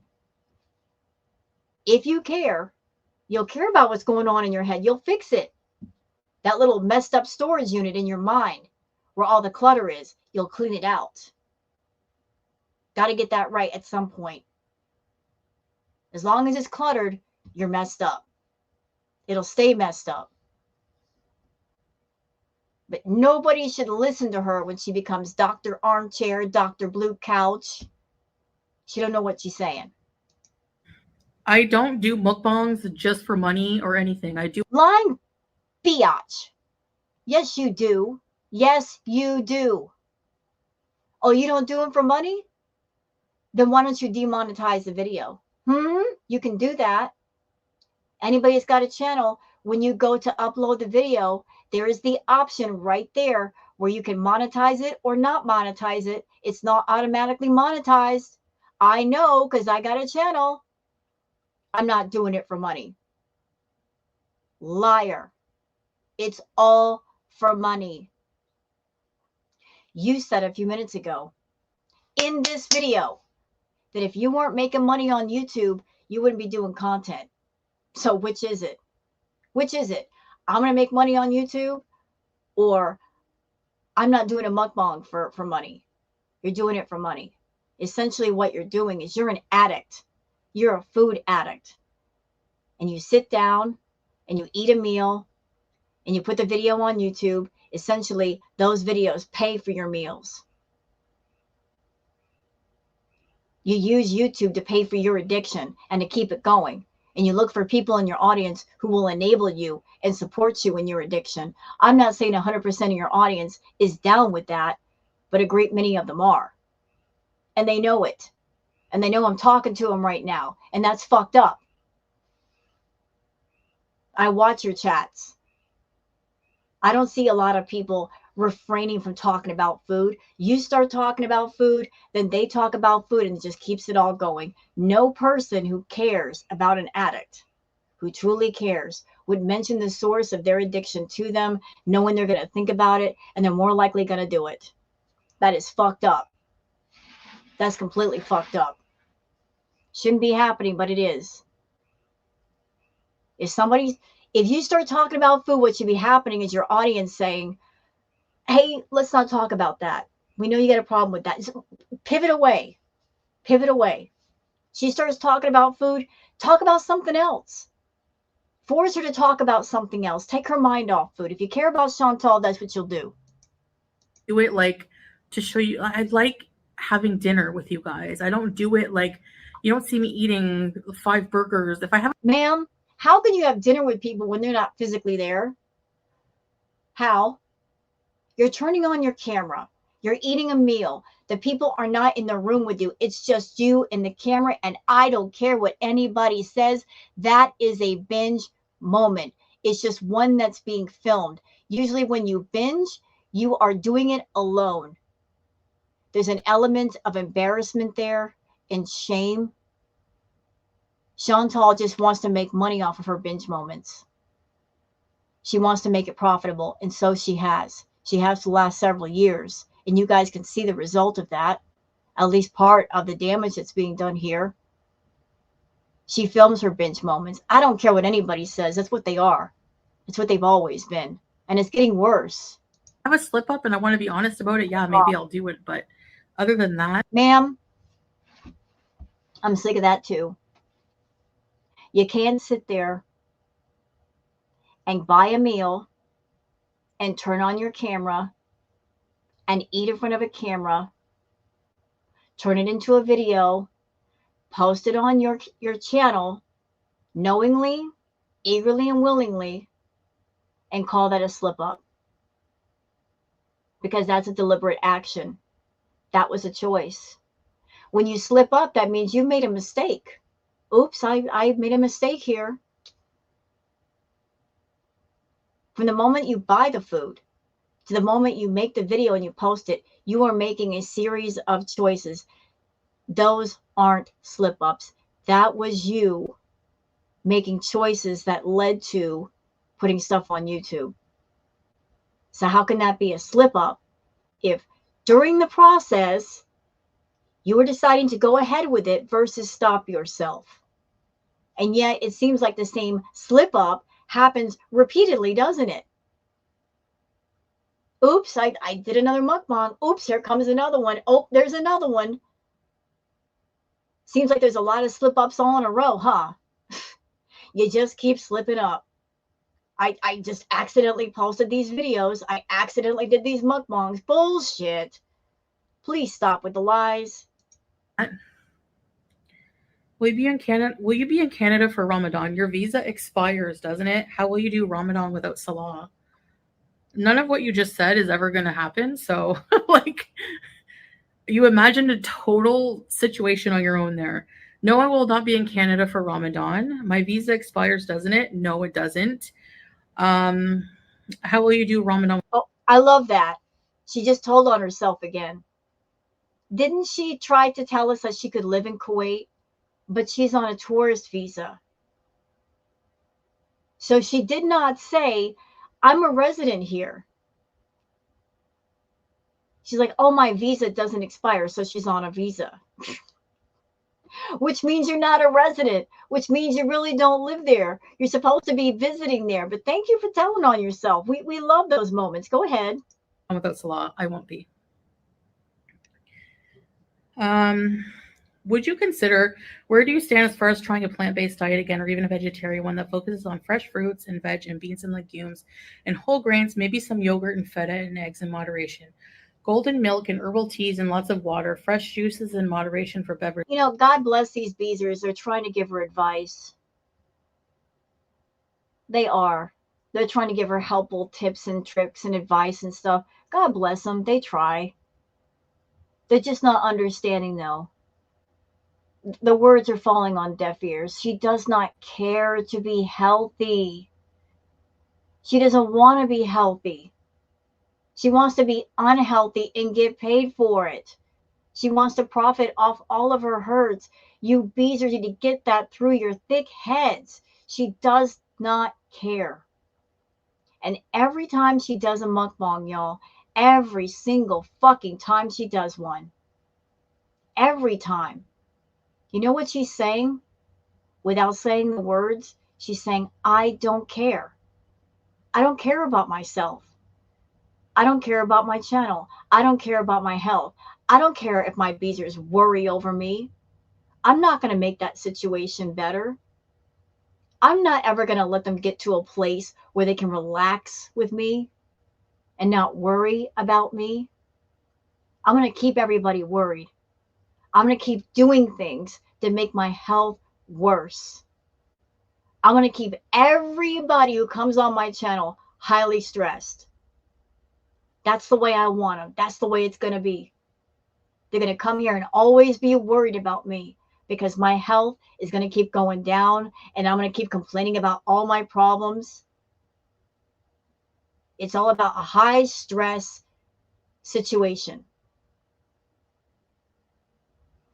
She has no plans to let you beezers rest. So the situation is what it is. She's going to keep getting worse.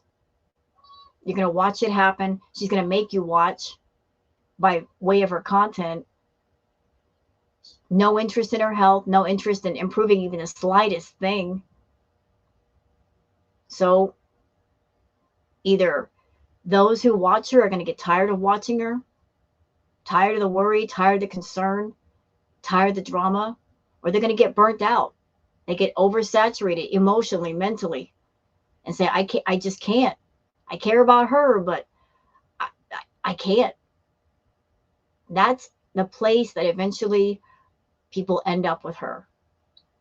Whether it's somebody in her personal life, somebody online, she burns people out.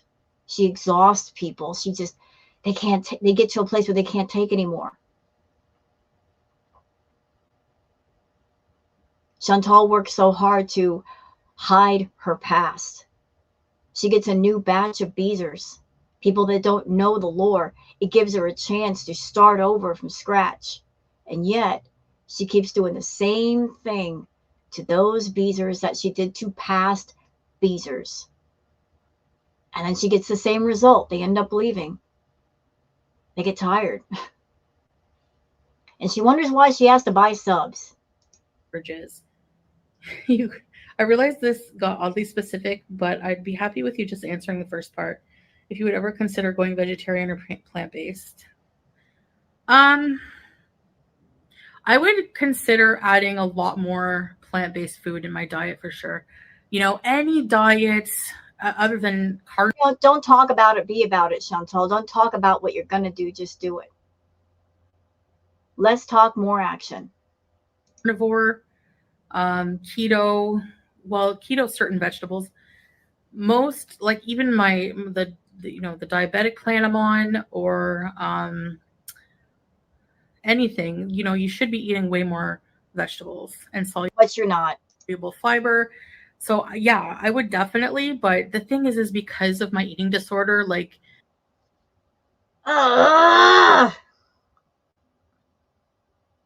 she blames everything on her BED. Everything is the BED's fault, and yet she won't fix it. She won't fix it. Do you guys understand why I'm going nuts right now? As someone that I've dealt with binge eating disorder, I'm sick of the excuses. I'm sick of her using her BED as a crutch and blame shifting everything upon it. She keeps pointing her finger out saying, you're to blame, you're to blame. You're the evil villain in the story. No, you got something wrong with you. And you don't want to fix it. You want to profit off of it. You want to monetize it. You're the big idiot eating 12,000 calories a day. You're in control of your mouth, are you not? You control what goes in there. You can't stop yourself? You can't seek help? No?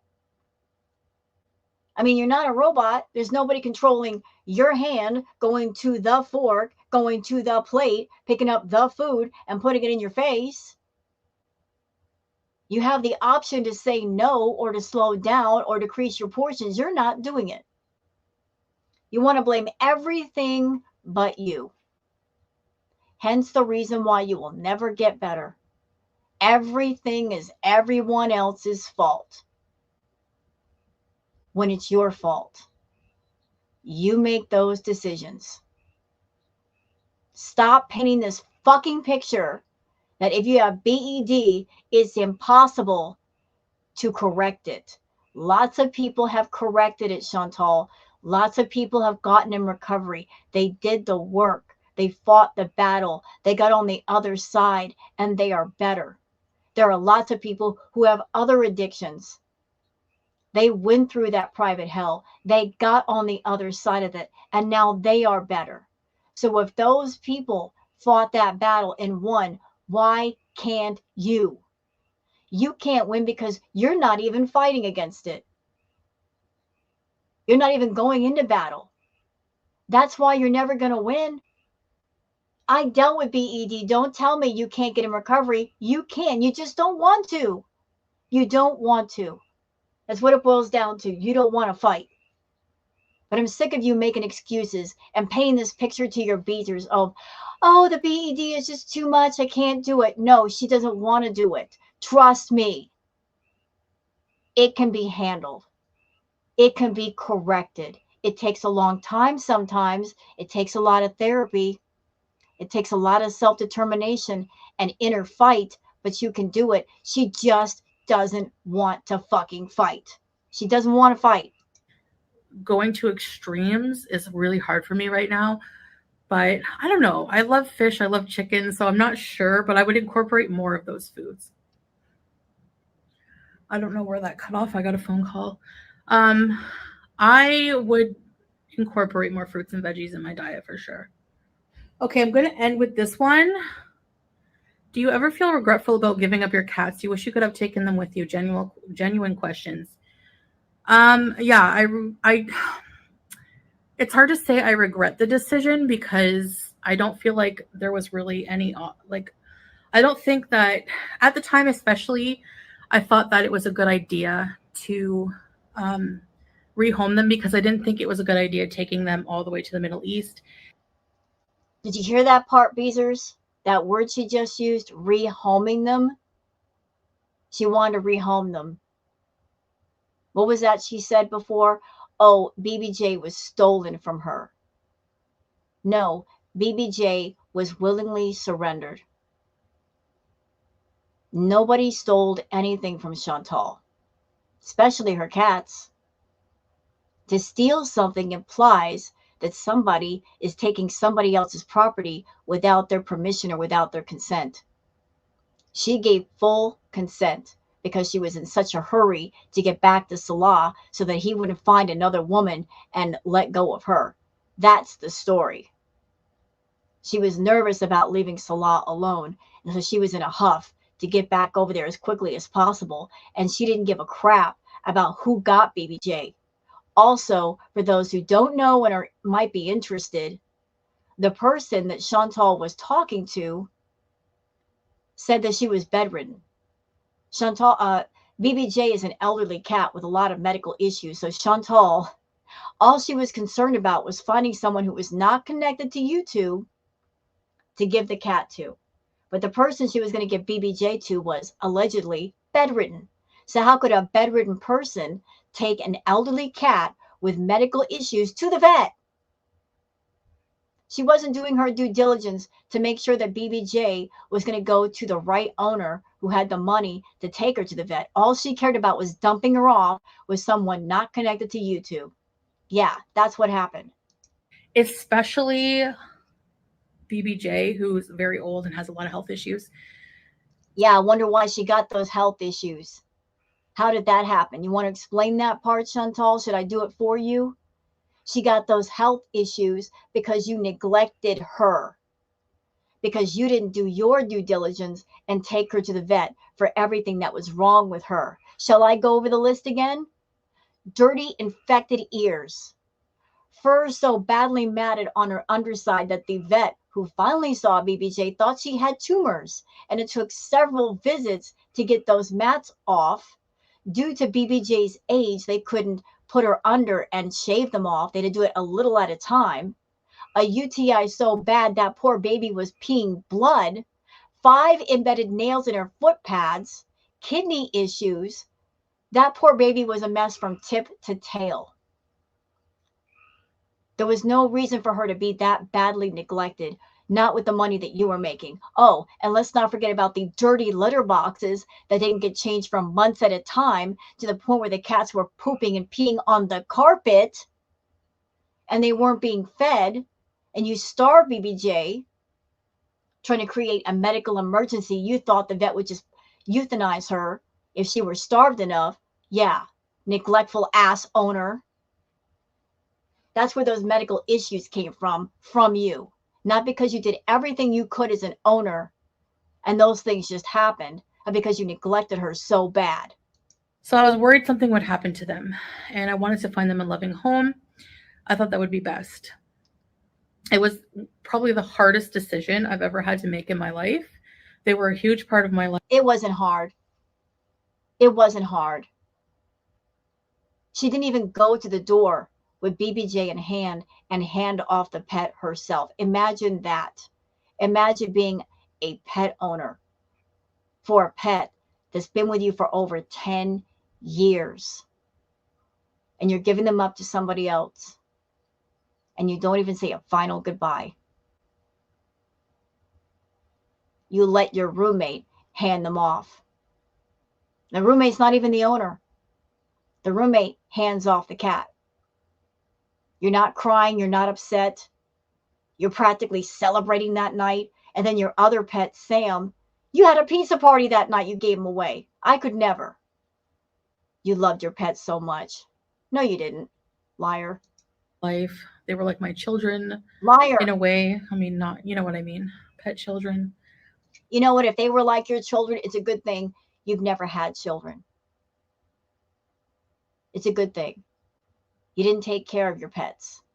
You would not be good with a human child. That's for doggone sure. So while it hurts my heart every day that you don't have a heart, therefore it cannot hurt. I don't have them with me and that I rehomed them, I still don't know what other choice I could have made, given the fact that, you know, I had very little time to make that decision. You had as much time as you needed. Why are you telling lies to people? There's always a choice. If you have a partner in another country, and if they really, really love you, and you really, really love them, and you're in a situation where you are in one country and they are in another country, and you got to uproot your life to go be with them, that's a process that takes time. And if they are your real partner, they will understand and they will wait for you. They'll go, it's okay, honey, I got this. I'm here for you. Take whatever time you need. Put your affairs in order to where when you come here, you have no worries. Do what you need to do. That's what a real partner would do. Salah wasn't in a hurry to have Shantel over there. Shantel was in a hurry to have herself over there. She left behind everything. She left the villa a mess. She rapidly gave away her pets just to get over there faster. She did not do everything she could to put things in order before she left. And I just, yeah, I don't know what else I would have been able to do. Like I, at the time especially, felt that. So it's too bad that I had to make that decision. But, you know, a lot of people have to rehome their pets when they move out of country. Some of them don't, but a lot of people do. So anyways, that's it for this part 1 of the Q&A. I'm sorry if I seem like snarky, but I don't know how else to answer some of the questions without sounding that way because... So she spent this entire video being snarky, being bitchy. Then at the end, she apologizes. Oh, I'm sorry for being snarky. She didn't mind being snarky throughout the rest of the video, though. Goodbye, Shantel. You know what? I hope your beezers watch this video and see you being rude to them and answering the questions in a rude way. And they really see you. Like, see the real you. And they make the decision at some point, you know what? I don't have to subscribe to this person. Why am I being talked to like this?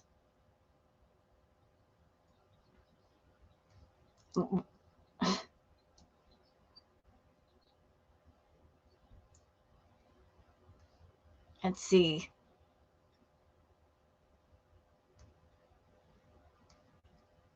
It looks like Shantel edited out some of these comments. She did. She edited the comments. I'm sure there might have been people posting comments saying like, why are you being so bitchy today? She has all comments held for review, of course. So she's going to only show the good ones. Of course she is. And again, I apologize for the more extra profanity, but I just felt like going off on Shantel today. Y'all get it, right?